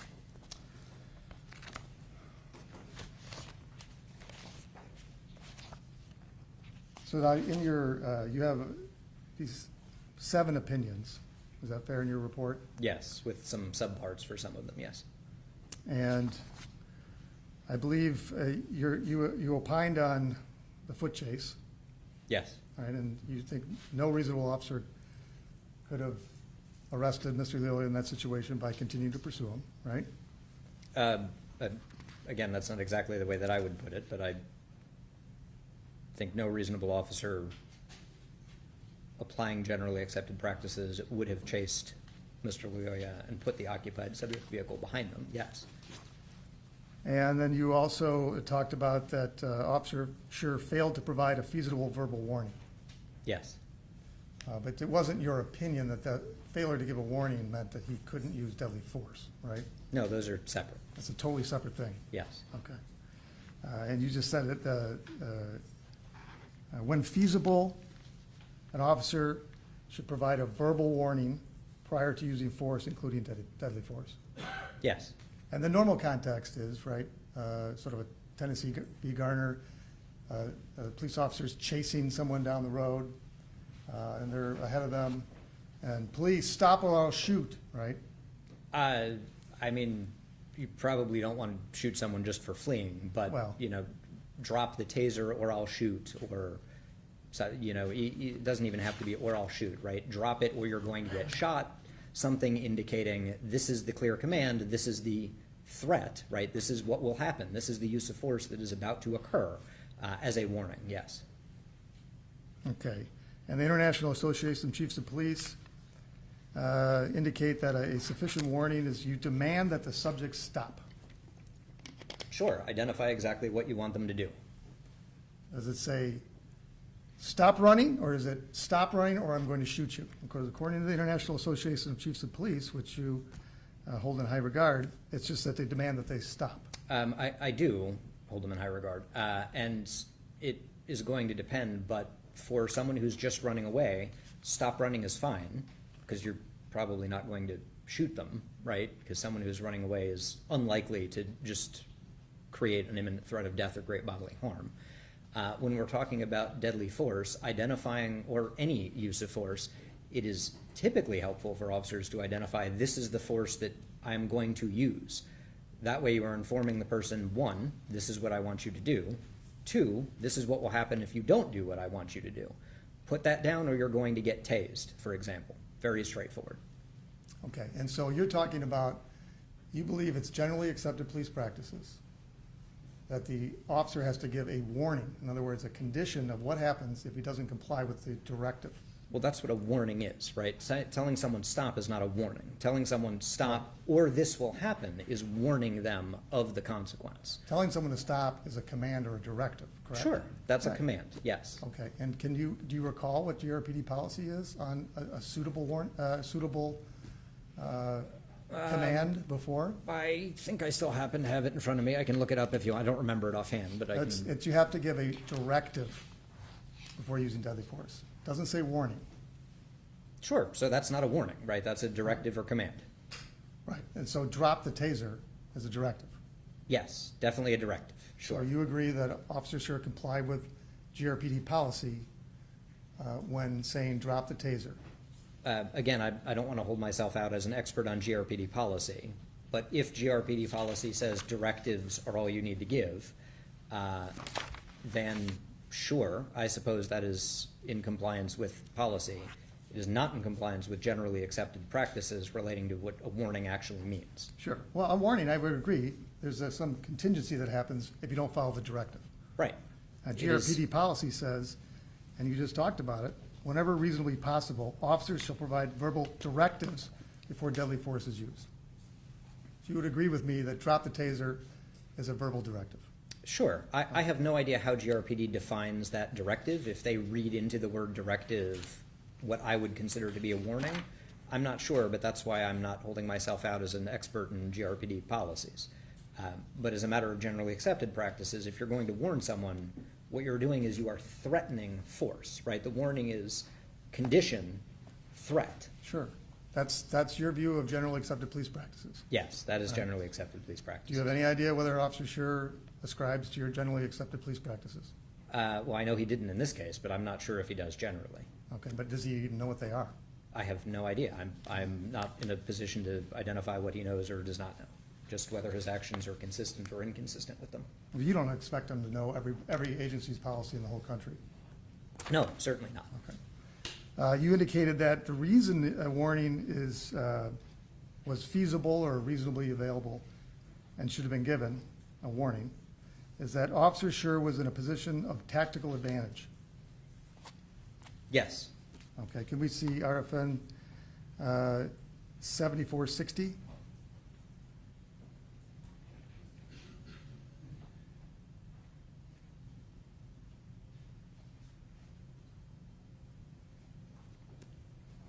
Mr. McFarland, when we're in our office, you hit right on the number every time, and we're here. It's the big game.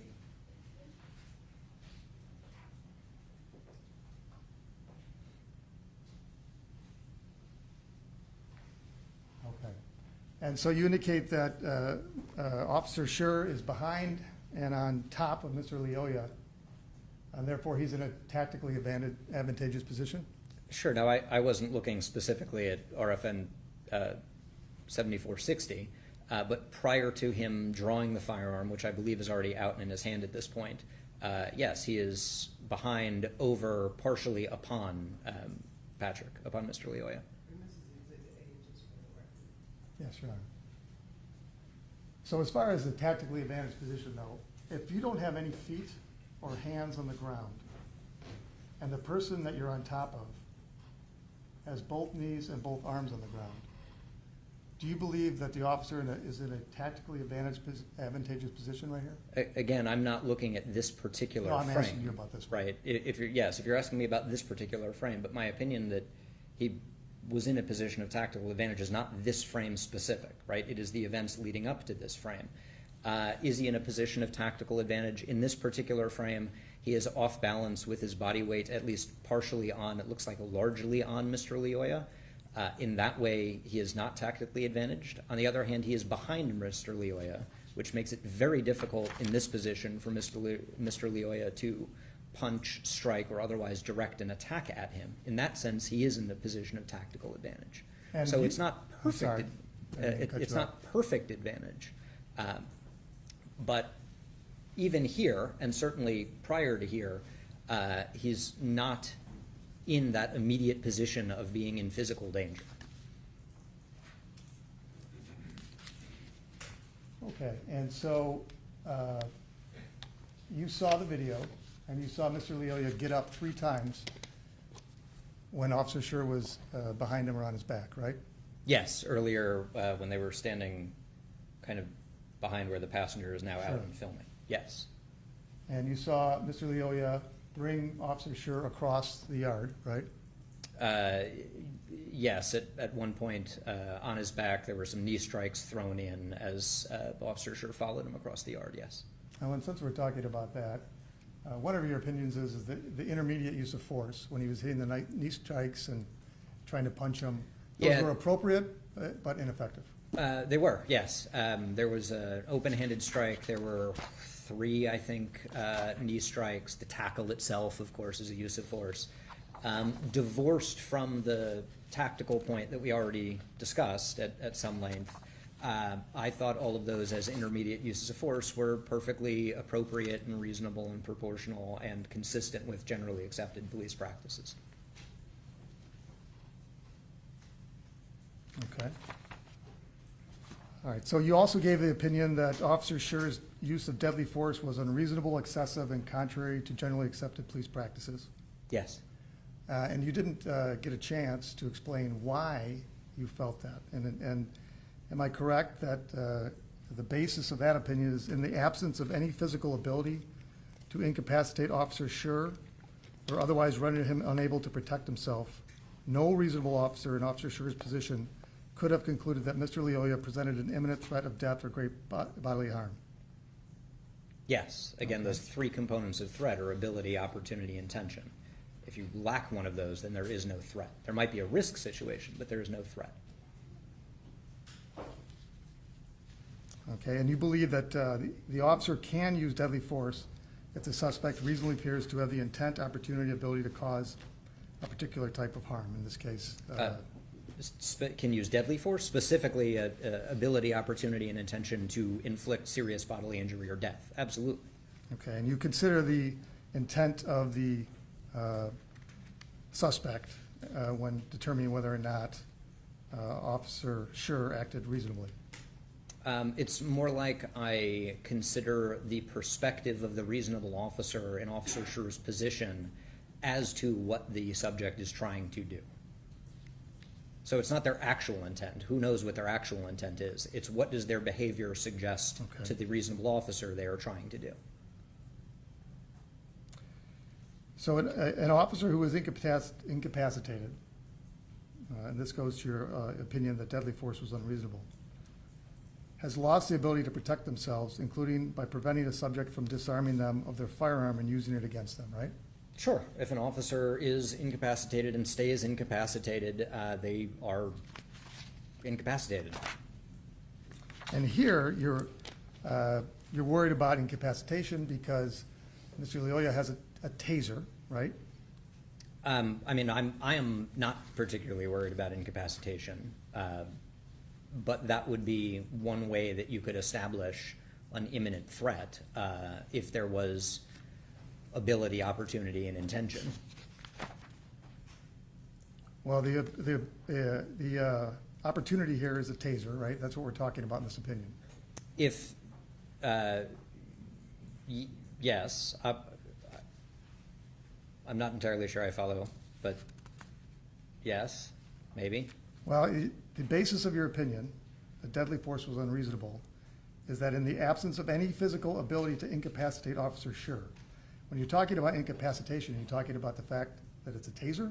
I'm talking about the fact that there was no ability, there was no physical capacity for Mr. Lyoya to incapacitate the officer with anything. Okay, so that includes a rock or anything else? Sure, there are no rocks that I am aware of that he grabbed or had access to or had as a matter of physical ability, let alone intention or opportunity. So would it be reasonable, therefore, that Officer Schurr, for Officer Schurr to use deadly force if he in fact held a reasonable belief that he was in risk of being incapacitated or tased?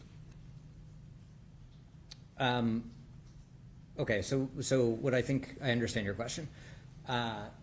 What you're asking is the threat of being tased, does that create an imminent threat of death or great bodily harm, such that the use of deadly force is then justified?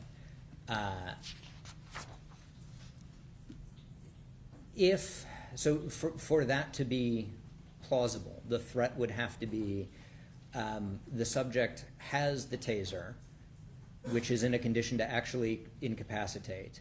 The subject, there is at least some reason to believe the subject knows how to use the taser, like disarming the safety and using it. That the taser, which is a weapon with a less than 50% effective rate, will be effective in incapacitating the officer.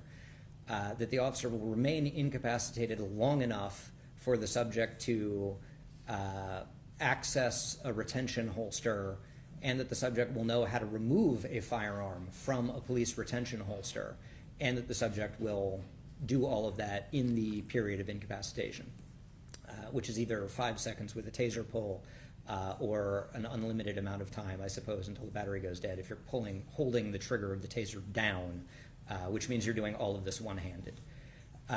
While I think it is at least theoretically plausible that that could happen, it seems unlikely, which might be why, going back to the history of the introduction of taser use, that has never happened in American policing or internationally that I'm aware of.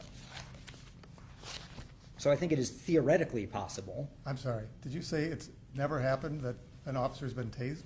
No, an officer has never been tased, incapacitated, had their weapon removed, and killed with it.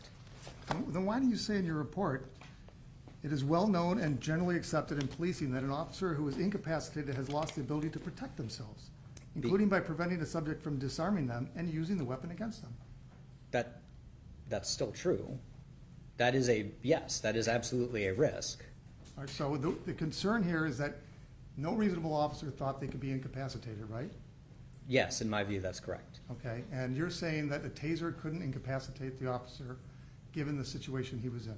Yes. Okay. Were you here for Brian Child's testimony? No. Okay.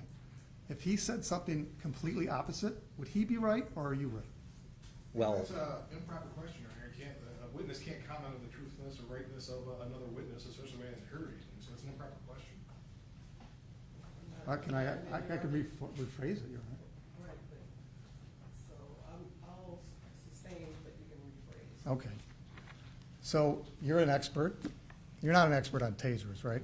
I'm certainly a use of force expert, and Sure. within the world of use of force, taser is one of many weapons that are used. To that extent, sure. If you mean I don't know, electrical engineer who can explain the magic that goes on inside a taser, no, in the same way that I really can't explain the magic that goes on inside a bullet to project it. I don't know what the chemical reaction is. I just know that it comes out of the muzzle of a gun, and I can, as an expert, talk about when it's appropriate to send it that way. Are you in a position to tell when someone can be incapacitated by a taser? Are you an expert in that field? As a use of force expert, sure, that's what tasers do, right? They are both pain compliance and motor disruption or physical disruption tools. Okay. And in your opinion, when you believe that deadly force was inappropriate, you said the available evidence establishes that any reasonable officer in Officer Schurr's position would have been aware that Mr. Lyoya did not have the ability to incapacitate Officer Schurr because both cartridges of Officer Schurr's taser had been discharged. Yes. Okay. So it's your testimony that if both cartridges are discharged, he cannot be incapacitated. It makes it exceedingly unlikely, especially with insulated wires. Yes. And there are a number of easy tactical alternatives. If you are worried about being subject to a drive stun, that is having the taser pushed against you, you just back up, and that deprives the subject of opportunity. Okay. So you're not, you're saying he can't be incapacitated because the probes no longer are effective? Well, the probes might be effective, but they're also laying on the ground, having been fired at the end of the wires that they're on. Okay, and if somebody touches a probe, and then a drive stun hits them, they can be incapacitated, correct? If someone grabs a probe and a drive stun is applied, assuming that the subject somehow knows how to do that, and assuming that the officer grabs a probe, sure, that can result in some type of incapacitation. Again, the response is don't grab the probe or back away from the drive stun to deprive of ability or an opportunity. If I said grab, touch, the probes are laying on the ground in this case, right? There are probes from where they initially fired, from where Officer Schurr initially fired the taser. There are probes somewhere by where they were scuffling on the ground. So there are probes out in that front yard, sure. Okay, and you don't think that Officer Schurr should have done a probe check before in that situation, right? Before shooting someone? I mean, if he's going to be worried about being incapacitated, yeah, I would certainly want him to know, is there a realistic threat of being incapacitated? Okay, so if Brian Childs, and I'm going to represent to you that Brian Childs testified, that if you come in contact with a probe and someone drive stuns you, you will suffer NMI. You can, sure. But there are two giant ifs there, both of which are addressable without the use of deadly force and addressable entirely with tactics, right? Again, assuming that either of those ifs actually apply. And you talked about the drive stun. Yes. You're aware that the drive stun can cause serious bodily harm, correct? It is substantially unlikely to, but it can, I suppose, when used in particular ways, in the same way that a thumb can be used to cause serious bodily harm when used in particular ways. But it is certainly not designed to and is unlikely to when used in any normal capacity. Well, in a normal capacity is by a trained officer, right? Usually, sure. Okay, and you're aware that officers are trained never to hit anything in the face, right? That unless deadly force is justified, yes, sure. How about if someone takes your taser? They haven't been trained, right? Sure.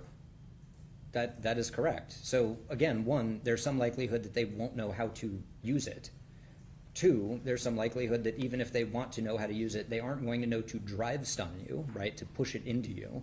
Three, if someone does know that somehow, you just build distance, which is a pretty core tactical concept, as a way to deprive them of the opportunity to use that taser in a drive stun mode. Any of those are sort of barriers to jumping straight from someone has a taser to deadly force. Oh, and we're talking about whether it was reasonable to be in fear of incapacitation, right?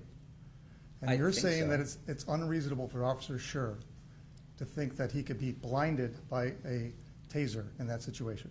You could be blinded with a finger or a thumb. It doesn't mean every time Is you a get into a taser a scuffle. finger or a thumb? To the effect when it damages the eye, I don't think there's a substantial difference.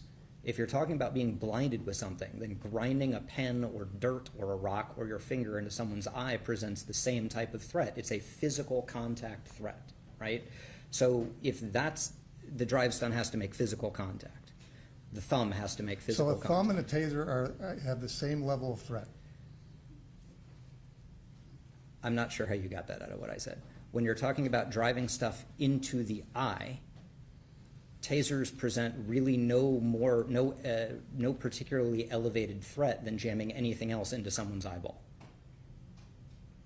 And it's certainly You're not aware that a drive stun includes it's a tactical maneuver, but when you squeeze a trigger, an electrical charge comes out, right? You understand Yes. how a taser works? Yes.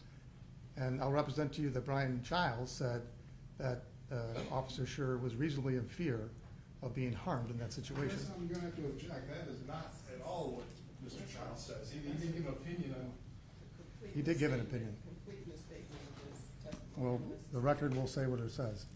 Right, it will, and I'll sustain that objection. Next question. So it's your opinion a taser could not blind you more than a thumb?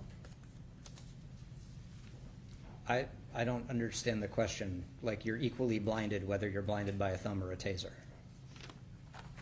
Well, the issue here is incapacitation of a taser, because that's what you based your opinion on. So are we talking about incapacitation, or are we talking about being blinded? 'Cause Well, you those are said pain separate. compliance is not enough to incapacitate, right? Yeah, that's correct. So if he had been drive stunned and not in the eye, then it's your opinion that that wouldn't cause sufficient pain to incapacitate the officer. I mean, look, I drive stun myself every time I teach police law and policy when I teach a case on tasers. No, it's not incapacitating. Well, it's not NMI, right? That's correct. NMI is neuromuscular incapacitation. You talked about the wires, and you said there's no reasonable fear of incapacitation because the wires are insulated in a way that even if he made contact with the wire, there's no risk of the taser causing any incapacitation. So unlike some previous versions of the taser where the wires were uninsulated, if you got wrapped in the wires, you were going to go take a ride on the taser, right? With this version, they were insulated wires, and that is not a concern. If you need probe contact, not just wire contact. So if the insulation had been scraped, or when it came out of the taser, had been ripped off in any way, that wouldn't cause a reasonable concern? Sure, if there was any reason to believe that that had happened, sure. And it does happen with tasers a lot, right? I wouldn't say a lot, but what happened in other cases is not what happened in this case that an officer would have been aware of. Again, we're limiting ourselves to the facts reasonably known or available to the reasonable officer on the scene. And I don't see anything in the evidence that suggests any reason to believe that the taser insulation had broken, cracked, or stripped in some way. Not the fact that they're being dragged on the ground? No. Do you know who Brian Childs is? In vague terms, yes. Okay. Do you consider him to be an expert in tasers? I've never had to make that determination, so I don't consider him anything. And you didn't consider any of his opinions about the taser before you rendered your opinions? I don't remember when I got his report. I don't remember when I got his report.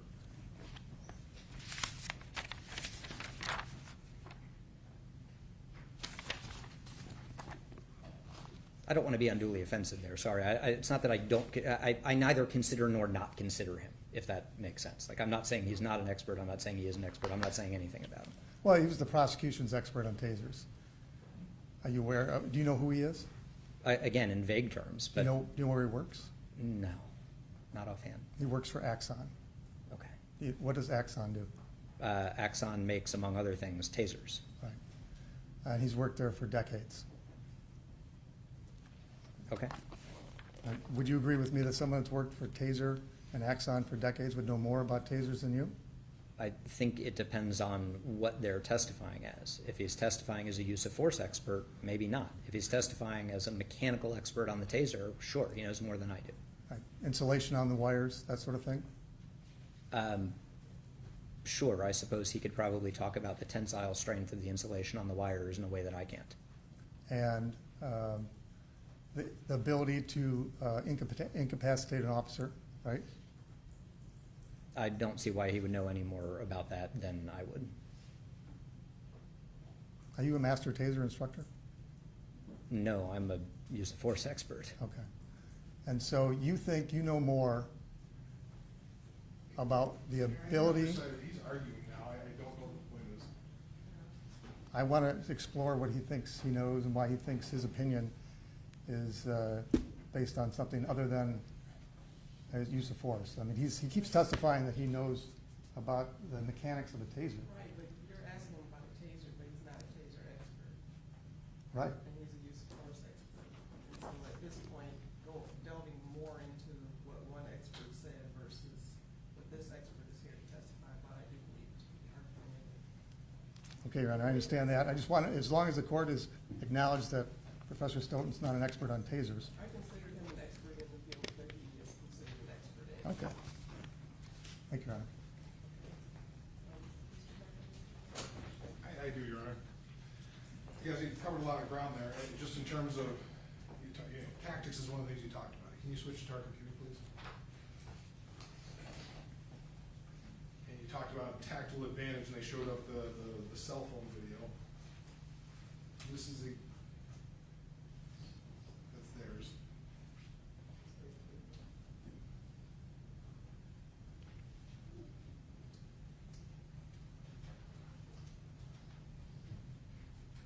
Maybe dim the lights too, please.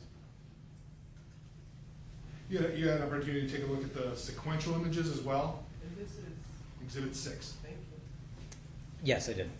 Okay, starting at frame 3286. Can you give the jury a little bit of background? What do you mean by tactical advantage here when you're talking, I guess, in this specific instance? Really, in this type of context, we're talking about does the officer have more control of the individual than the individual has over the officer? In this case, the officer has a number of weapons, both bodily and other, available. It's fairly difficult for someone in the position of Mr. Lyoya to attack the officer in this position. So, officer has more control over him than he has at the officer. That's tactical advantage. Now, in terms of tactical advantage, does that go into your imminent threat analysis then, in terms of when you're trying to determine if the shooting was appropriate or inappropriate? Yes. And how does that factor in terms of imminence here? So again, when we're talking about imminent threat, even if someone has the ability to cause some type of harm, if they do not have the opportunity to do so, then there is no imminent threat of that particular harm. So if we go back to my hypothetical about someone with the tire iron, if someone has their hand on the tire iron, but the officer is, I don't know, standing on the tire iron in a position where the person can't use it, they might have the ability, but they lack the opportunity. There's no one vulnerable to that harm. Similar concept with something like this. I'm just going to go through these frames here. Now they talk about at this point in time, clearly the officer's feet are off the ground, correct? They are, yes. It looks like he's swinging his right foot over from the position where it was to the other side. How does that change tactical advantage? Does that change it at all? Does it make it more or less? I mean, the officer is not in what I would consider to be a particularly stable position. You don't want your weight to just ride on another person, because it means that they can take you in a direction you might not want to be taken.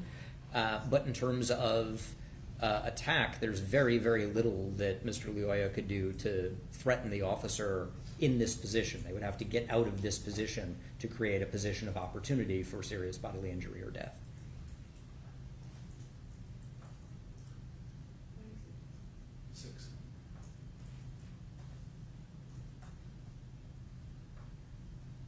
Now, I guess we're moving along. You can see he's now the defendant's accessing his firearm at 3356. Has the tactical position changed at all at this point in time? The officer is in a position of greater stability. Both feet, one knee are on the ground. At least one shoulder or chest area on the left side appears to be on Mr. Lyoya. So there's a less risk of unbalancing here. Has anything changed in terms of the imminent threat aspect of that thing? No.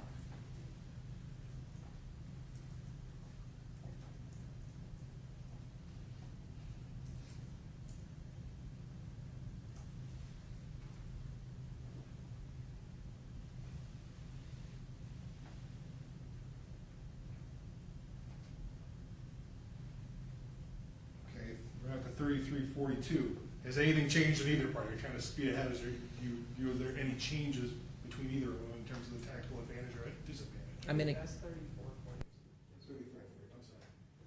I'm sorry. again, there's clearly some potential disruption for balance, but in terms of basic positioning, no, not really.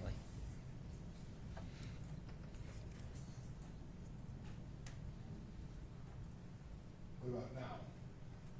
No, and no real change. It's still the same tactical advantage or disadvantage you were talking about. Yes. Yeah, I guess I'm not gonna go through the whole video. Did you ever see the defendant in any sort of tactical disadvantage through the entire, I guess, cell phone video? No. You generally think you.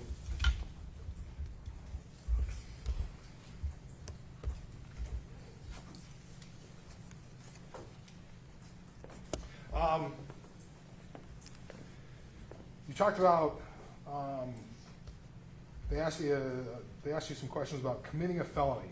He committed resisting opposing, he may have committed a felony. You weren't sure about a Michigan law, but resisting opposing is a felony in Michigan. Does committing a felony allow an officer to use deadly force? No.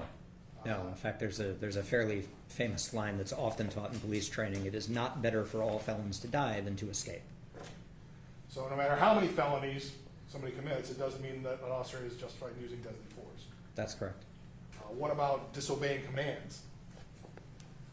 Again, absent an imminent threat of death or great bodily harm, no. Merely disobeying does not establish a justification for deadly force. So you heard him, you didn't hear him today, but you heard him in the video. Patrick disobeyed, dropped the taser, stopped resisting, disobeyed numerous commands, correct? Yes, he did. Does that in any way change your analysis of the ability of an officer to use deadly force? It's certainly part of the analysis, but no, it does not change the opinion. Just because he commands him a bunch of times doesn't mean, okay, I can shoot him. Correct.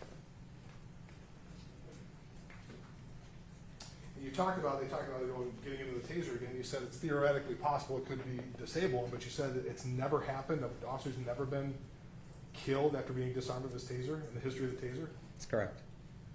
All right, thank you. You're not a taser.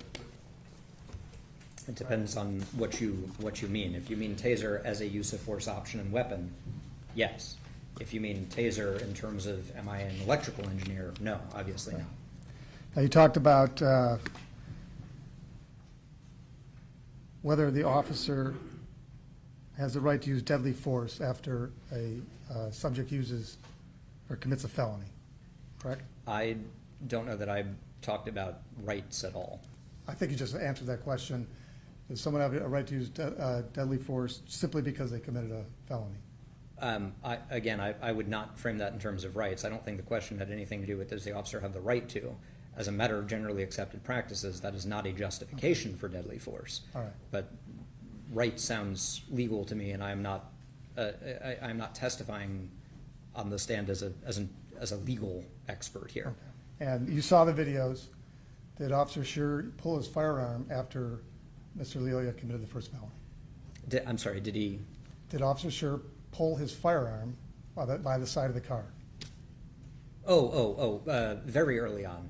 No. I don't think, no. Okay. And he didn't pull his firearm when Mr. Lyoya refused to obey lawful commands, right? Yes, at least not initially, yes. Right, just the last one. Yes. And your final opinion about the use of deadly force is based on whether or not it was reasonable for the officer to be in fear based on the fact that whether or not he could be incapacitated. Is that fair?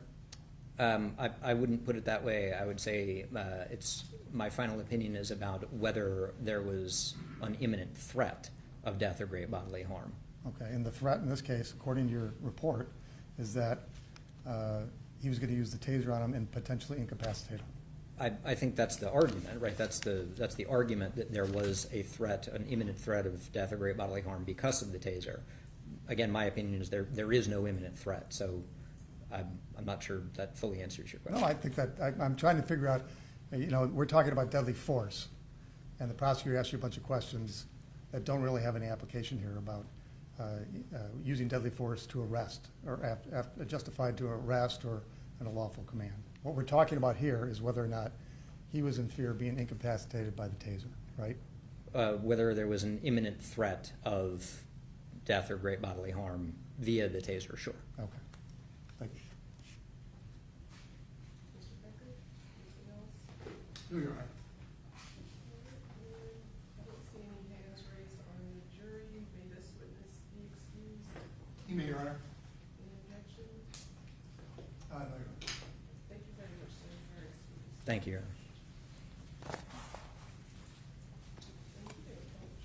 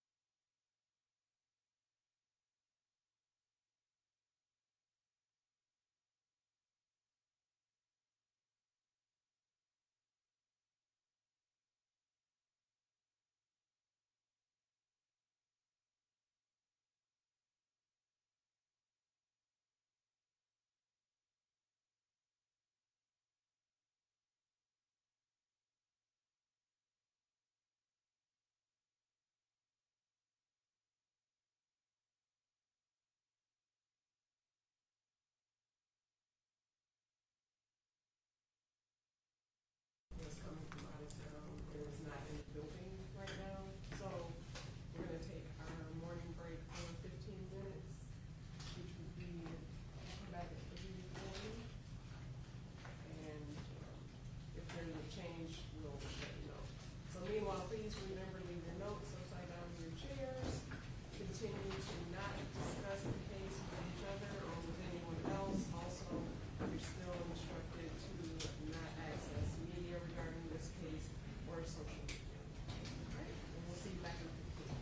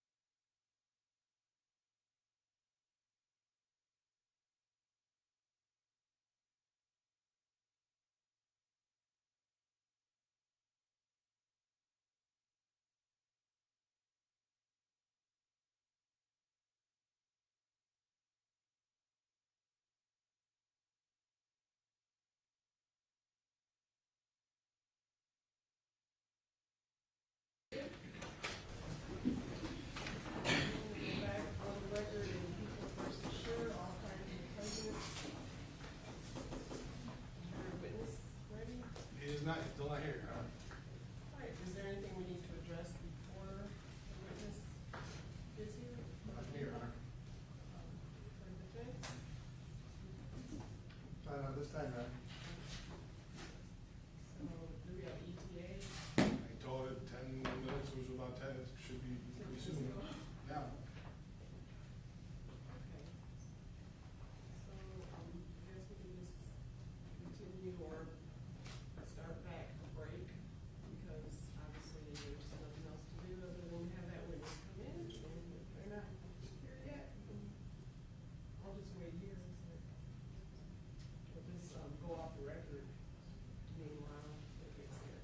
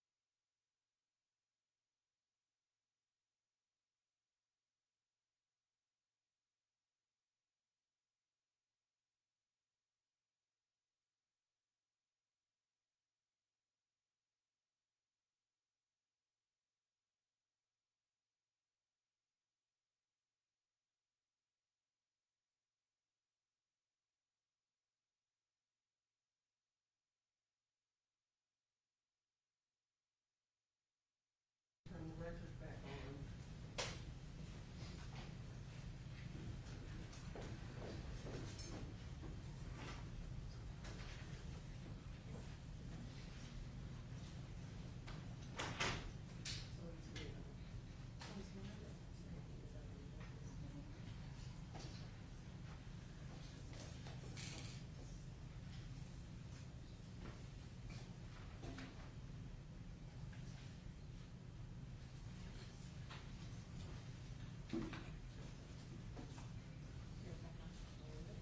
So we're back on record in People versus Schurr, all parties are present. And we'll have the jurors come in so that you can call your next witness.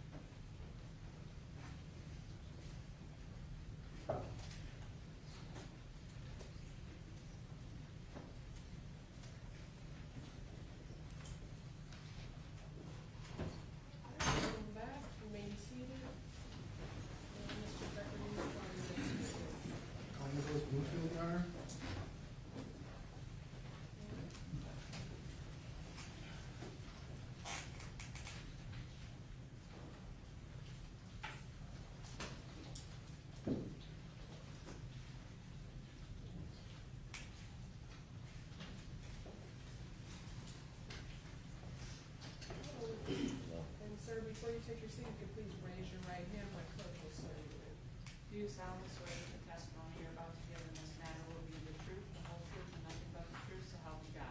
Yes. Thank you. You may be seated. Whenever you're ready, Mr. Secretary. Sir, could you state your name and spell it for the record, please?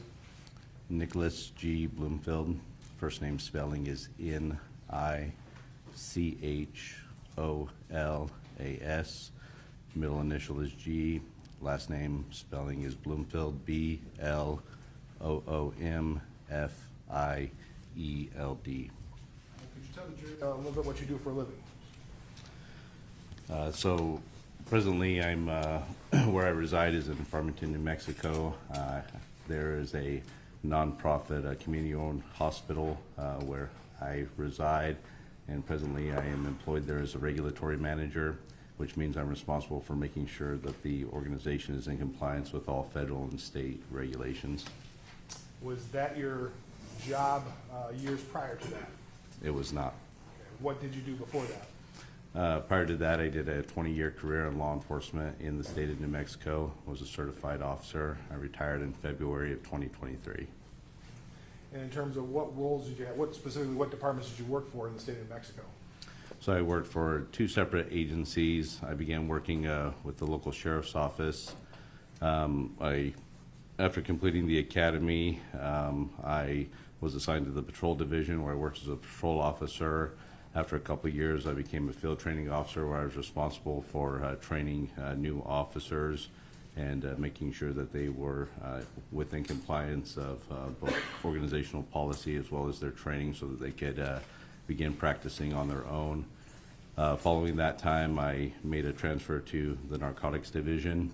I did 3 years working as an undercover narcotics agent, where our primary responsibilities were to identify, infiltrate, and dismantle drug trafficking organizations.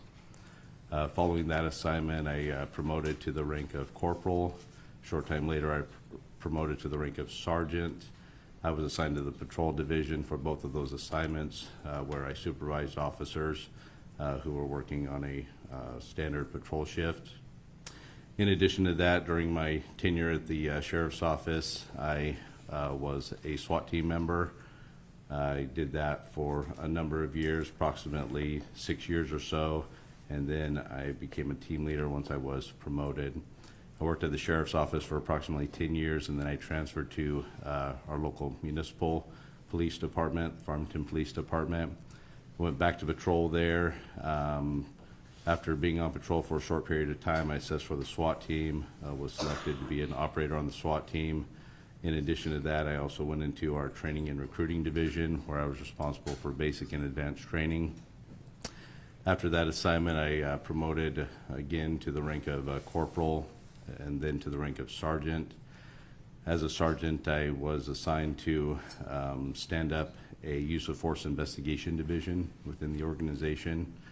So myself and another supervisor were responsible for investigating all police uses of force within the organization. During my tenure, I reviewed approximately 200 cases. In connection with that assignment, I was also responsible for developing use of force policies and practices, as well as training related to the use of force. And following that assignment, I was assigned to a special task by the Chief of Police to reach out to and to work with academics in the field of criminal justice. Specifically, we were interested in conducting research related to a phenomenon known as contagious fire within the policing industry. Essentially, that's a situation where the question is when groups of officers are in a situation where they're applying deadly force through the use of their firearms. The question is that do officers fire rounds because they are viewing subjectively what they determine to be deadly force criteria, or are they shooting because other officers are shooting? And so again, the term that is used within the industry presently is known as bunt shooting or contagious fire. And so I was able to reach out to some academics and partner with them from the University of New Haven and conducted research. And so I kind of finished up my time working that assignment as well as a patrol sergeant before I ended up retiring in February of 2023. Take a little breath there and grab some water. Thank you. You just landed from New Mexico too, didn't you? I did. And I'm tired. So I guess in terms of the use of force, primarily what you're here for, the use of force, how long exactly were you part of the training, training unit, if you will, for use of force with your department?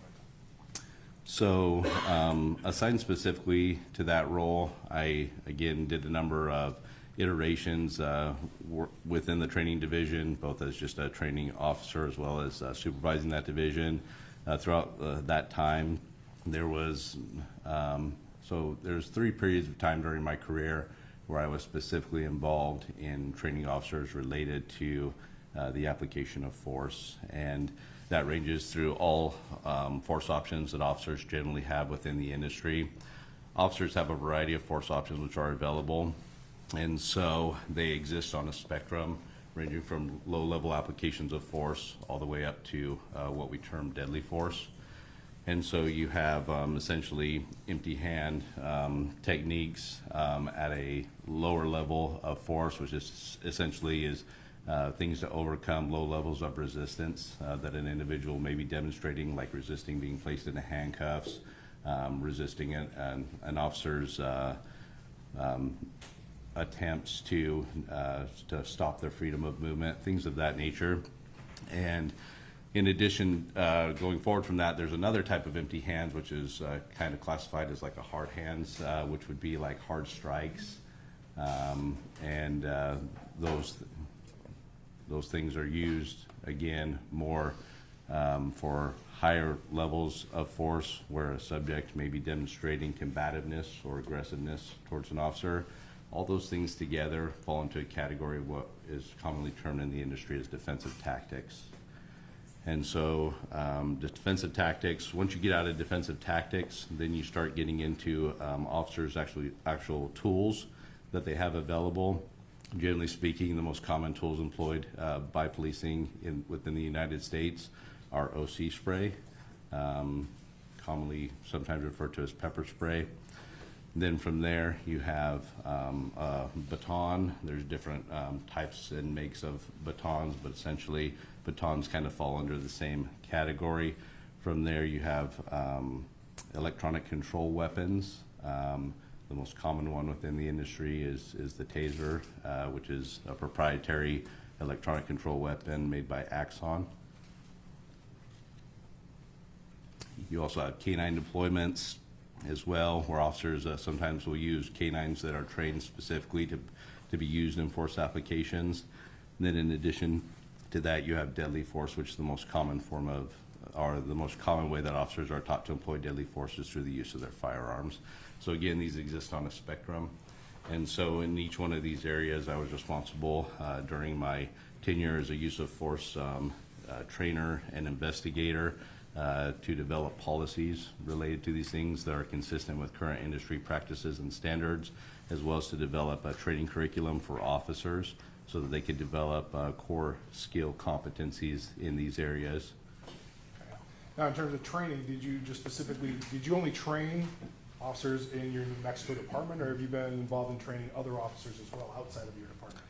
So since approximately 2007, I have in addition to practicing in law enforcement, I am a full partner in a training and consulting company, Progressive Combat Solutions. My partner is Kenneth Good. He's a former Navy SEAL.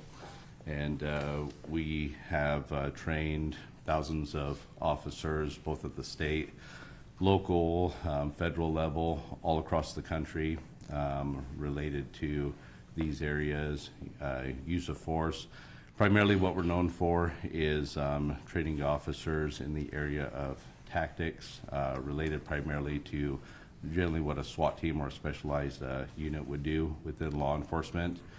In addition to that, I've been retained by other agencies to assist them in use of force policy development, as well as teaching administrators how to review force applications within their agencies to make a determination of whether or not the actions of their officers were consistent or inconsistent with their organizational policies.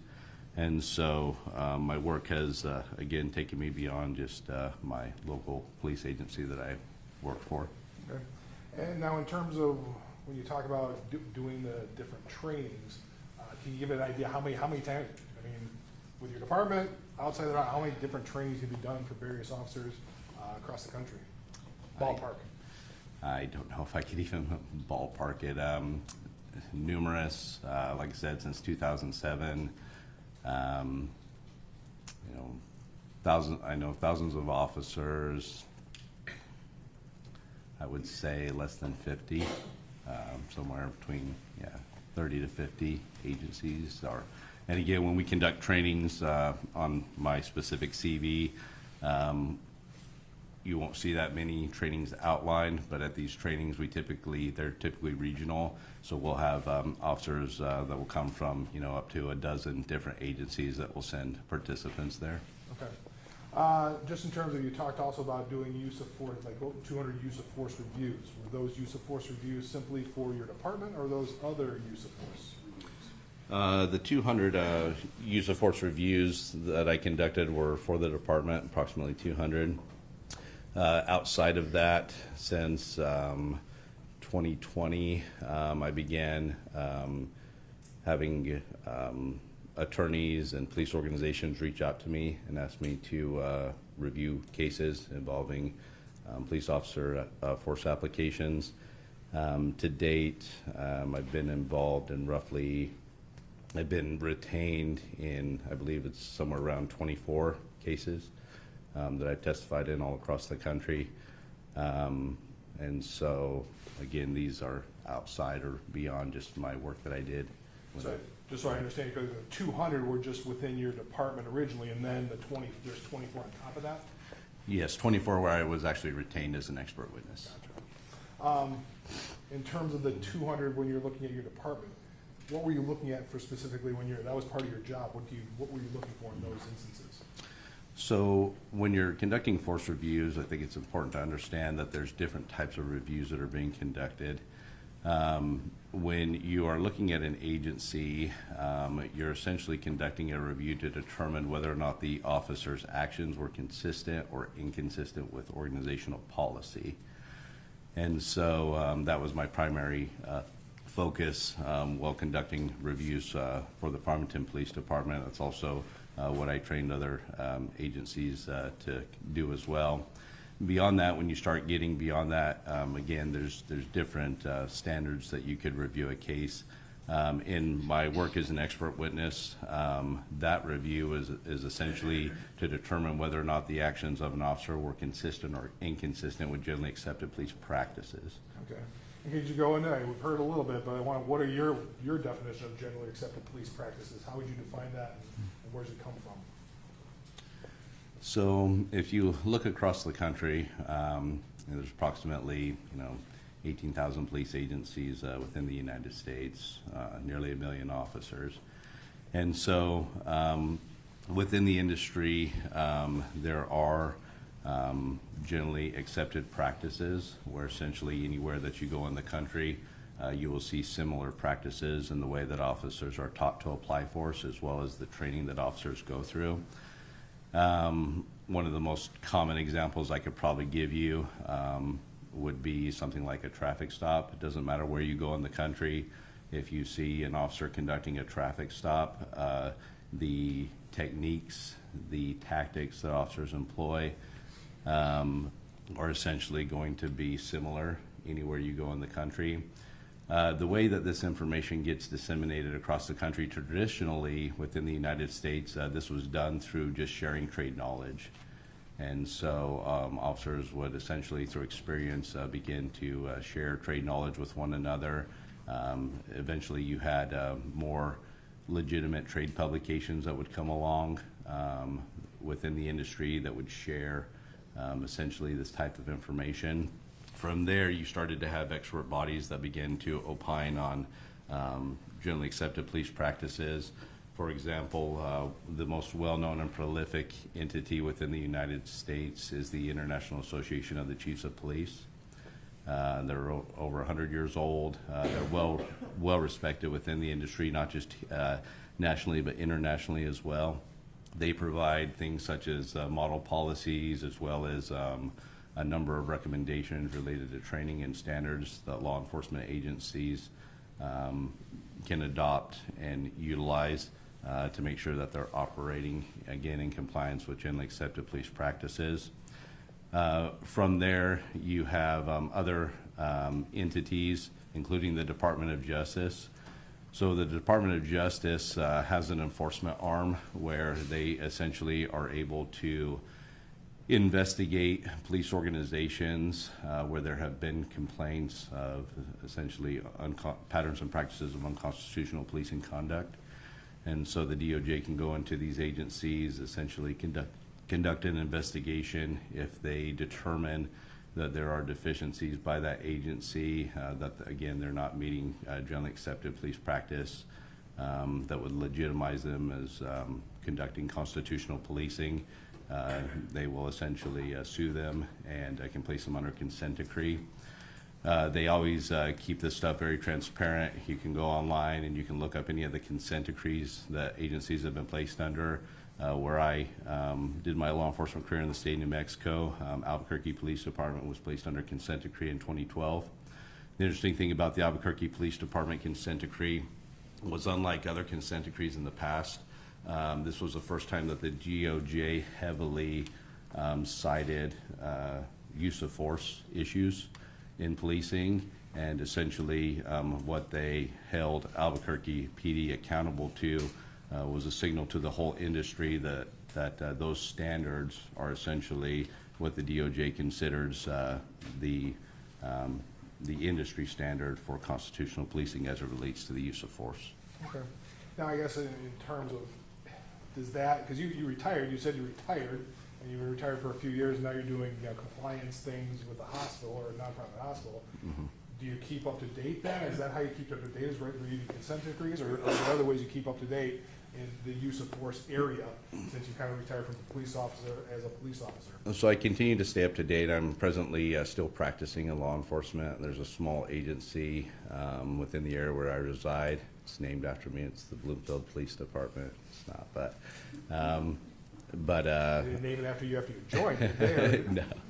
But I am a reserve officer, and so through that I still continue to practice. I volunteer my time and assist agencies, but also through doing work like this. I keep up to date again with the generally accepted practices through continuous review of trade publications. Like I said, there are trade publications that are used heavily in the industry. One example is Police One. They've been prevalent in the industry for many years, and again, that's a place where a lot of trade knowledge is shared. In addition to that, I continue to follow IACP as well as my colleagues that are also expert witnesses. We have essentially a large group communication where anytime there's new research or things that is coming out involving police standards or police use of force, we typically start a dialogue and see if that information impacts the way that we do this work. So. And this time I moved for his admission as an expert in generally accepted police practices and use of force tactics. An expert in generally accepted police practices, Ryan? Maybe just police practices, I probably kind of got in my head. Police practices in defensive use of tactics. I'm sorry. First you said use of force in police practices, but you meant, Sorry? you said you moved for his admission as an expert in use of force in generally accepted police practices. Police And practices. then you said police practices and tactical something. In a long day. So just police practices and use of force. Okay, any objections?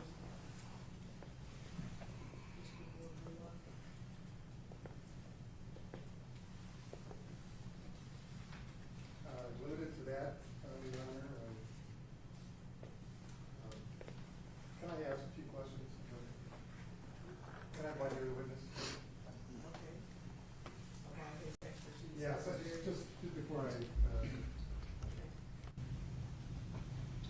Good afternoon. I understand you had a heck of a time getting here, so I appreciate, we were all wondering if you're gonna show up with a suit and tie on. So, we would have forgiven if you had showed up in jeans and finishes. Thank you. So police practices, Mhm. you're an expert in police practices, not GRPD police practices, right? GRPD is Grand Rapids Police Department. Say that one more time. I am an expert, I think I'm tracking, I am an expert in generally accepted police practices, yes. Specifically GRPD, I would say no. Okay. And same question for use of force policies. You're an expert on the use of force in relation to generally accepted police practices, but not necessarily specific to Grand Rapids Police Department? That is correct. What I will state, just to add a qualifier there, is that during my review of the materials in this case, I was provided the policies of the Grand Rapids Police Department related to use of force, and I determined that the policies of the Grand Rapids Police Department are consistent with generally accepted police practices. Oh, all of them?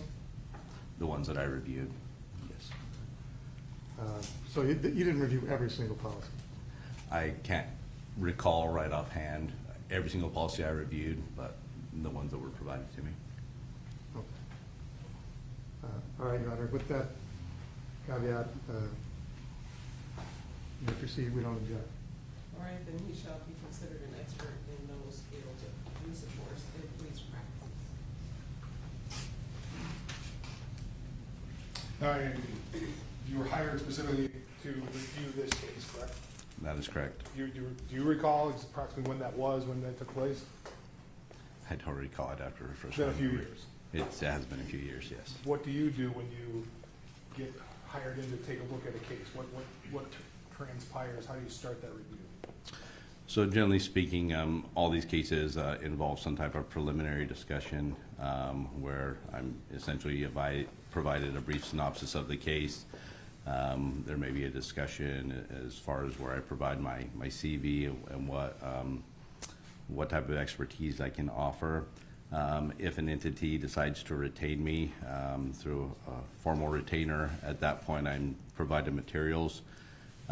Materials varies based upon the organization. I've had some cases, and again, sometimes this is just due to the nature of the incident itself. Some incidents simply consist of just reports by officers of witnesses, where there's no video, there's no additional information. Others, there's extensive multimedia in the form of video, audio recordings, things that can assist in the review.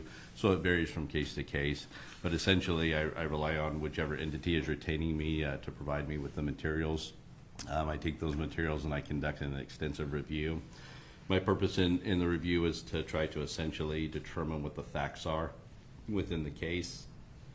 Once I have the facts laid out, I typically go back and to those who have retained me and essentially just go through to make sure that my understanding of the facts is consistent with their understanding of the facts, so that we're all on the same page. And then from there, I'll begin to formulate opinions based upon the actions of either a solo officer, or sometimes these incidents involve multiple officers. And as I work through these opinions, what I'm doing is I'm comparing again the actions of the officers to generally accepted police practice. And what I'm basically stating is whether or not the actions of the officers are consistent or inconsistent with generally accepted practice. Now, you talked about some of the things you reviewed for this case. Some of the things that you did review would be the videos. And that is correct. What videos do you recall that you specifically reviewed? There was a couple of videos. There was a video that was captured by the officers in-car camera.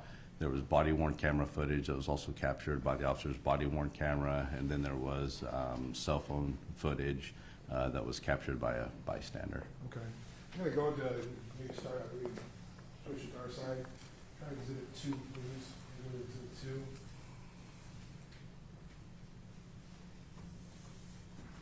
You good, Mike, please? There should be a laser pointer right there to your right. Now, in terms of, do you recall viewing this would be People's Exhibit 2 right about 2:02 of the time frame. Do you recall reviewing this video? I do. This would be the in-car video. It appears to be the in-car video, yes. Now, in terms of use of force, you talked about some uses of force. I'm going to play this for you a little bit.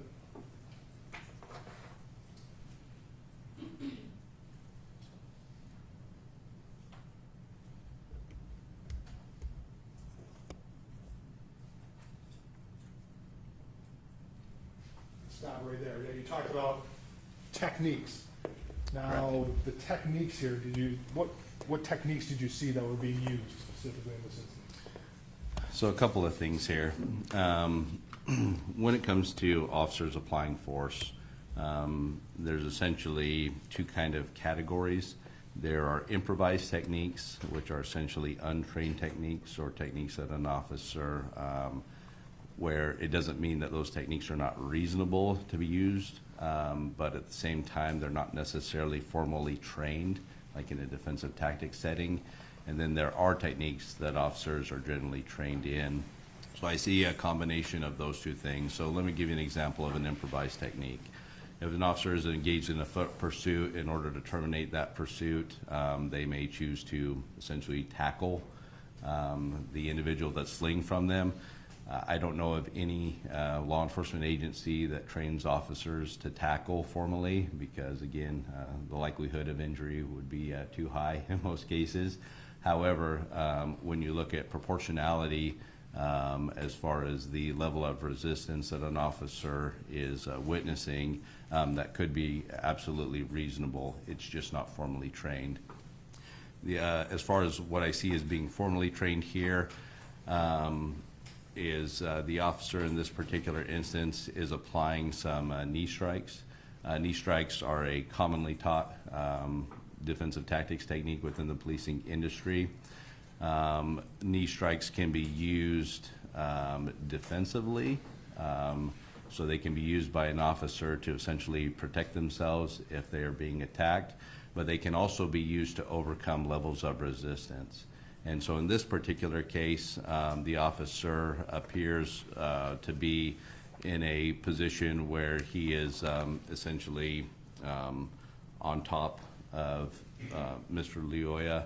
In this particular instance, attempting to keep Mr. Lyoya down on the ground.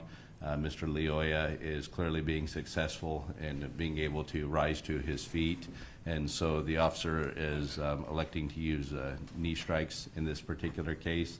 It's difficult to see where those knee strikes are being applied. Generally, in order to overcome a level of resistance, knee strikes are generally taught to be used by officers to target essentially the lower extremities, like the thighs and those areas. Again, because it's not being used necessarily in self-defense in an instance similar to this one, it's being used to overcome that resistance. And so I see the application of a couple of knee strikes here, which appears to be targeted to the lower extremities. And so that would be typical. There's nothing untoward about it. There's nothing wrong with that. That would be a typical thing that you would teach as a use of force. Yes, based upon this video and based upon, again, the way that officers are taught this technique and how to deploy it, I would say that an officer in this situation, that this application of force would be reasonable and consistent with generally accepted police practice. Maybe focus on it a little bit more.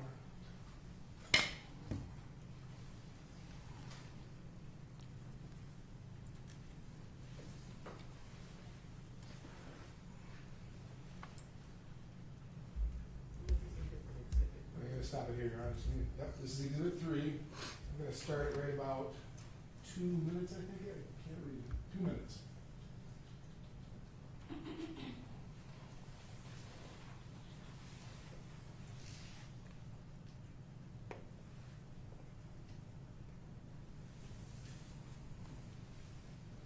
Now here, a little bit more focus on the hands. You can see the hands. Can you describe for the jury what they're seeing here? So in this instance, the video appears to show that, again, Mr. Lyoya is down on the ground. He's attempting to get to his feet. The officer is on top, attempting to control him. So it's common within the industry that officers are taught defensive tactics related specifically to working with individuals on the ground who are demonstrating resistance. again, you have two different areas on the spectrum. One is to overcome resistance, the other may be defensive. So recently, within the last, since I've been in law enforcement over the last 20 years, grappling, jiu-jitsu, those techniques have been heavily adopted within the policing industry all across the United States. The comprehensiveness of an officer's training in that area may vary, but at the same time, officers are taught grounded techniques of how to control subjects who are resisting, as well as how to actually defend themselves if they find themselves under attack, well grounded. Here in this particular instance, everything that you see in terms of hands being placed to attempt to keep Mr. Lyoya on the ground, I would classify this as essentially, again, just techniques that officers are generally taught. A little bit of improvisation also appears to be occurring here, but the positioning and everything that the officer is attempting to do, again, I would state that an officer in this instance, that all of these applications of force in an attempt to keep Mr. Lyoya on the ground would be reasonable and consistent with generally accepted practice. Now, we're gonna move along a little bit.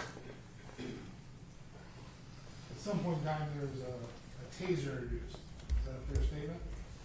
Yes. I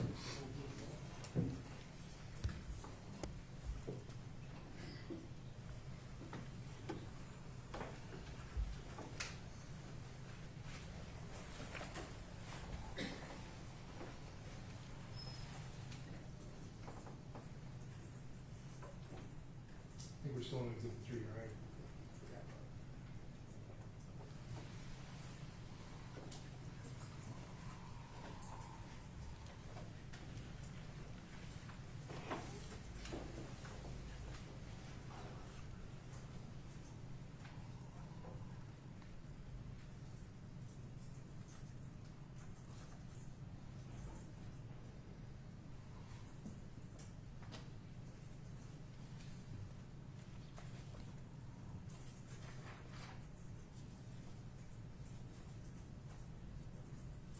Okay, there's a taser introduced. Could you give the jury a little bit in general, in training and generalized general police practices? When do you introduce a weapon? When is there any criteria? Can you give a jury an idea of what goes through that? So, as I briefly talked about during my initial questioning, officer use of force exists on a spectrum, and so officers have many force options that are available to them to overcome resistance.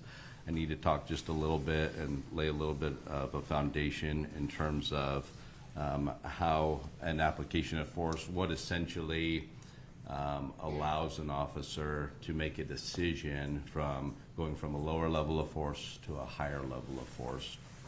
So the first thing is proportionality.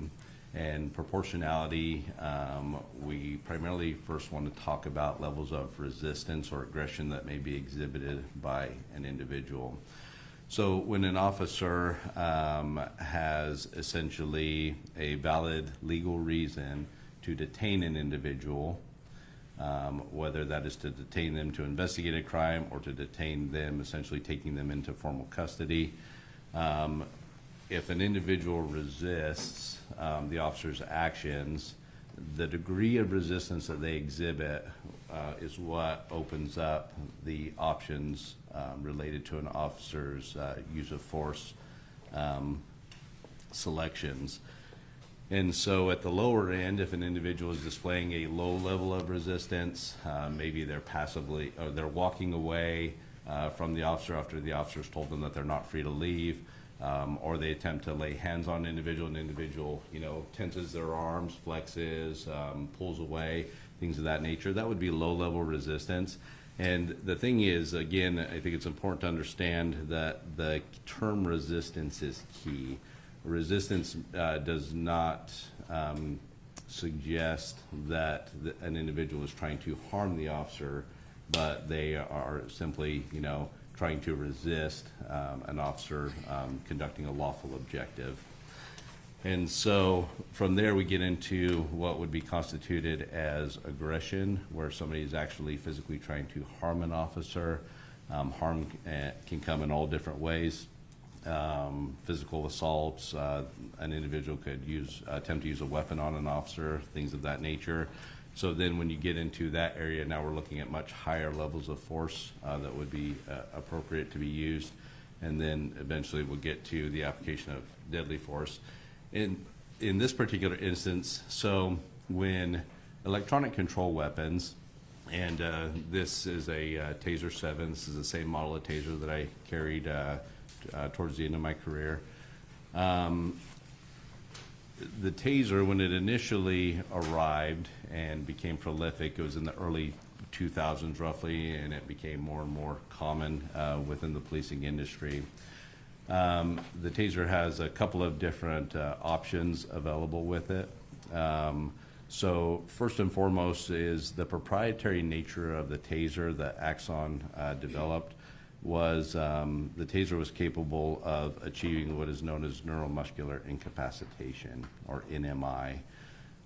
Essentially, NMI, if you've ever seen somebody actually be tased with a Taser, it manifests that NMI has been achieved by watching somebody essentially lock up, where essentially they've lost motor control for the period of time when they are under a cycle of the Taser. And again, this is going to get a little detailed, but it's important I have to again lay this foundation so we can understand when the Taser would be appropriate to be used and where it kind of lies as a force option. Objection, Your Honor. This is all expertise in tasers, and I don't believe you've been qualified as an expert in tasers. It's not about tasers, about what he just said, when the tasers are appropriate as a use of force option. So he's trying to talk about when a taser can be introduced. He's not talking about the specific instances of a taser, it's just when it should be introduced in the spectrum of what an officer has. Okay, so I'll overrule the objection because I do believe he's testifying about it in the use of force context. You may answer that question. So yeah, just going into it in terms of, trying to get into how is it determined appropriate when you have other options, you have baton, OC spray, Taser. So going back to the Taser, so the Taser is capable of achieving neuromuscular incapacitation, or NMI. In addition to that, it also has the ability to not create NMI, but essentially operate off of the principle of pain compliance in what is commonly referred to as drive stun mode. So if you essentially remove the cartridge or the multi-cartridge from a Taser, this particular model of Taser has multiple cartridges. There are essentially probes that are on the end of the Taser, where essentially you can contact somebody with that, pull the trigger of the Taser, and it'll cycle. This is not achieving neuromuscular incapacitation. This is just achieving pain sensation, and so it's known as pain compliance. OC spray also operates off of the principle of pain compliance. And so when an officer applies OC spray, it's essentially you're relying on how susceptible the individual is to that burning sensation in terms of how effective it's going to be. So you may have individuals that are sprayed with OC spray where it's highly effective.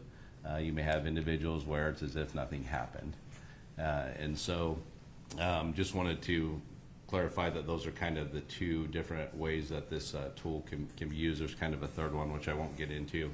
But essentially, at the lower level, because drive stuns operate off of the principle of pain compliance, that is considered a lower level application of force than a full probe deployment. So when an officer actually has a cartridge attached, there's two probes that fire out of the end of the cartridge. Those probes, if there is a successful spread in those probes, that's the highest likelihood that NMI may be achieved. And again, it's not always a guarantee. There's a variety of things that could happen that could impede NMI from actually occurring. But when you see an officer deploy the Taser in probe mode, the goal or the intent is that NMI is going to be achieved through that. And the other thing is that what probe mode allows you to do versus drive stun mode is you can actually attempt to energize a subject from a distance. Okay, depending, these cartridges come in different lengths, and so you have 21-foot cartridges. You can get longer cartridges, which are sometimes used for specialty situations. So again, going back to when it is appropriate. So an individual that is demonstrating active resistance towards an officer. Now, here's where I'm going to talk a little bit about differences in industry standard. There are officers throughout the country which train officers, and it is also within their organizational policy that a drive stun can be used to overcome lower levels of resistance, again, operating off the principle of pain compliance. When it comes to the actual application of the taser in probe mode, again, that can be used for higher levels of resistance. And in this particular case, what makes this decision of the officer to deploy the taser appropriate is the fact that the officer, excuse me, has already used other lower levels of force in the form of what we've already seen, empty hand techniques, trying to keep Mr. Lyoya on the ground, knee strikes, things of that nature, and those things have failed. And so there is a principle in policing where if a lower level of force, and this is generally going to be within the spectrum of all levels of force that are less than deadly force, that if those levels of force fail and the individual is continuing to display resistance, the officer can escalate their application of force, which appears what is happening in this particular instance. And so again, an officer in this case choosing to deploy a taser in probe mode, although I would say that the method of deploying it is tactically unsound, but the decision to actually utilize a taser would be consistent with generally accepted police practice. In terms of, you talking, are OC spray and taser, you talking about the same thing? Are they on the same level, I guess, of force? They are not. spectrum? They are not. But again, let me clarify that when you talk about the taser being utilized in drive stun mode, not in probe mode, the drive stun mode, because it operates off the principle of pain compliance, could be categorized essentially alongside OC spray in that sense. Generally speaking, tasers are considered a higher level of force application because the intent of the manufacturer, as well as the opinion of expert bodies within policing, a probe mode deployment is considered a higher level of force on the spectrum than OC spray would be. Okay. Now you mentioned though the decision made to use a taser is appropriate within the spectrum, but tactically there's an issue here. What do you mean by that? So when it comes to the application of force, but also when it comes to police activity in general, police throughout the nation are essentially taught tactics. Tactics fall under what we generally categorize as officer safety. And so essentially officers are taught in the basic academy, and this is consistent all across the industry, where officers are provided common tactics of how to safely go about accomplishing their lawful objectives. I mentioned traffic stops earlier. Everything that an officer does, from the positioning of their vehicle to where they choose to make a stop, if it's within their power to do so, to the way they approach a vehicle, that is all done with purpose and intent. And done so to not just protect the officer, but also to protect the individuals that they're contacting, as well as other bystanders that may be in the area. Essentially what we talk about when it comes to police working and accomplishing their objectives, there's always risk involved, right? There's always risk involved in this type of work. However, through sound tactics, if officers rely upon sound tactical principles in the way they go about conducting their work, they can prevent risks from manifesting as threats, and from threats, if there is a threat present, potentially manifesting as harms to the officer or others. And so again, tactics are very key in this whole conversation about the application of force. So in this particular instance, The issue as far as, well, the selection of the taser was an appropriate selection and an appropriate option at this point to overcome the level of resistance that was being demonstrated by Mr. Lyoya. Officers are taught within the tactical arena as well as in defensive tactics something that we term weapon retention.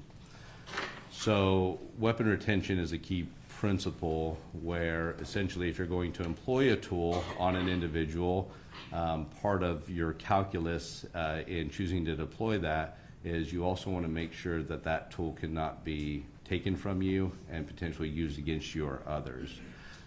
This is really prevalent when it comes to police firearms. There are many case studies out there where officers have been killed with their own firearms, have been successfully disarmed. This also applies to every other force option that an officer has at their disposal: OC spray, baton, taser, etc. And so officers are taught techniques and tactics to essentially retain and keep their weapons. In this particular instance, there's two things about the taser deployment here. If the taser is going to be deployed in probe mode, the manufacturer, and this is common in, because the training that officers receive as far as as taser goes is consistent throughout the industry, because taser actually provides the training to police agencies. And so according to taser themselves, in order to have the greatest likelihood that when the probes are deployed that you're going to get a far enough spread apart and get what they essentially term splitting the hemispheres, which is where you have a probe, the belt line, you view the waistline as the hemisphere. Having a probe, one probe above and one probe below in large muscle masses is going to give an officer the highest likelihood of achieving neuromuscular incapacitation. In order to get that spread, you have to have distance between you and the target. And so generally speaking, that distance, again, needs to be, what Taser recommends, roughly 7 yards to get that accomplished. So two issues here is deploying a taser this close when the environment does not force an officer to have to deploy the taser this close, meaning that in a confined space where the environment precludes an officer from being able to create space to do this, that's one thing, but that's not this particular instance. The officer has the ability to create distance.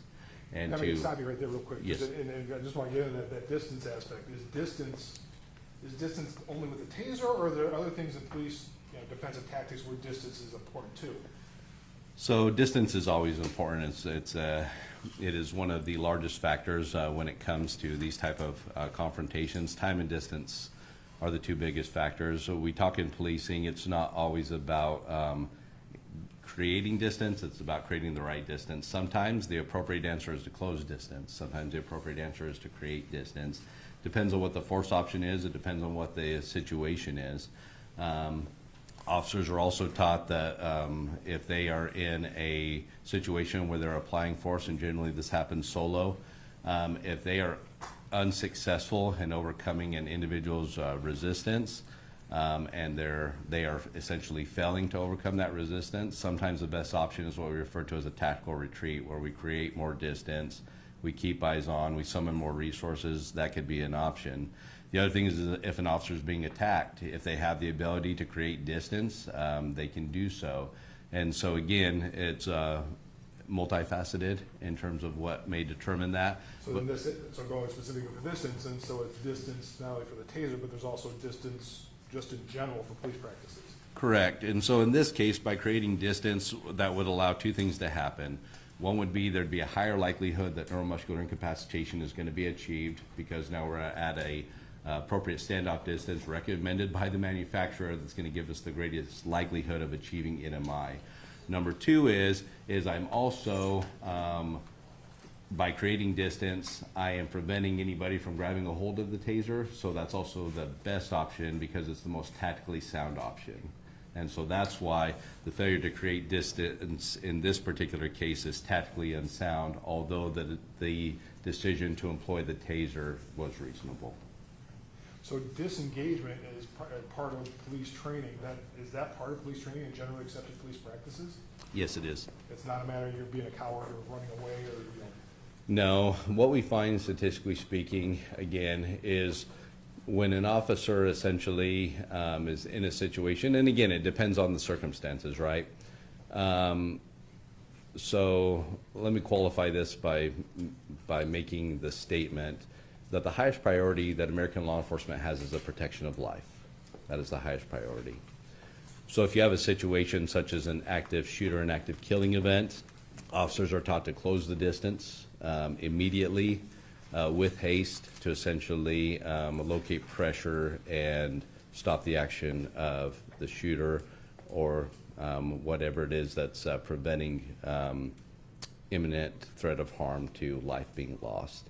That just doesn't fall on the part, that just doesn't mean officers, that also means bystanders. In addition to that, officers are also concerned about preserving the life of the individuals that are resisting them, that they're attempting to take into custody, or that are involved in some type of law enforcement action. And so what we find is that, again, because we have enough data points within the industry and enough experience within the industry, we know that sometimes a tactical retreat is actually the safest option for the officer. It's also the safest option for the suspect. It's also the safest option for bystanders. And again, sometimes you get into a situation where, you know, for lack of a better term, you may be in over your head where you don't have the resources to safely do this alone. Foot pursuits are a big example. It used to be in the industry that you know, foot pursuits were very commonplace. Officers would take off solo, and we had a lot of instances of officers being seriously injured or killed, as well as suspects. Now, the generally accepted practice, and again, this has been recommended by all kinds of expert bodies, it's very common within the industry, that officers need to make a good tactical decision as far as when to pursue and engage in a foot pursuit, particularly solo. That would depend on the nature and severity of the crime. Sometimes it's just not worth it for low-level crimes to initiate in a pursuit, especially where officers may be placed in greater jeopardy by initiating in that pursuit.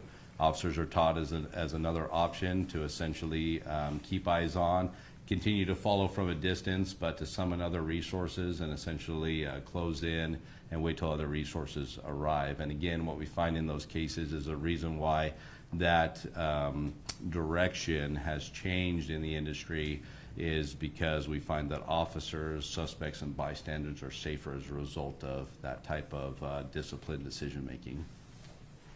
I'm gonna ask, I see it's 1:45, I can see the clock, so. Yeah, so, we're gonna stop here and resume tomorrow morning at 9 a.m. And so meanwhile, jurors, please, again, leave your notes upside down in your seats, and remember to not discuss the case with each other or with anyone else. And also, avoiding media reports about this case and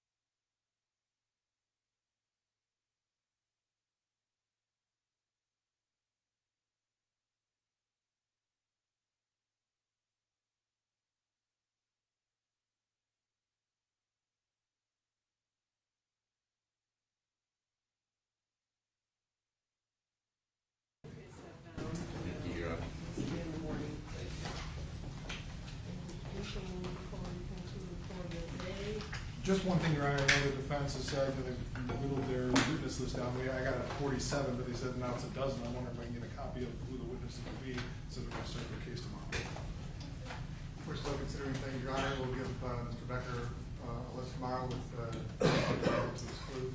I gotta be tomorrow with, how do I prepare for cross-exam if I don't know who's testifying tomorrow? We're gonna start, we'll let him know tonight who we're gonna call.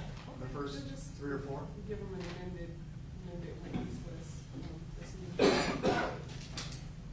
And if we could, we'll give them the ones we're gonna call first, so that we can prepare.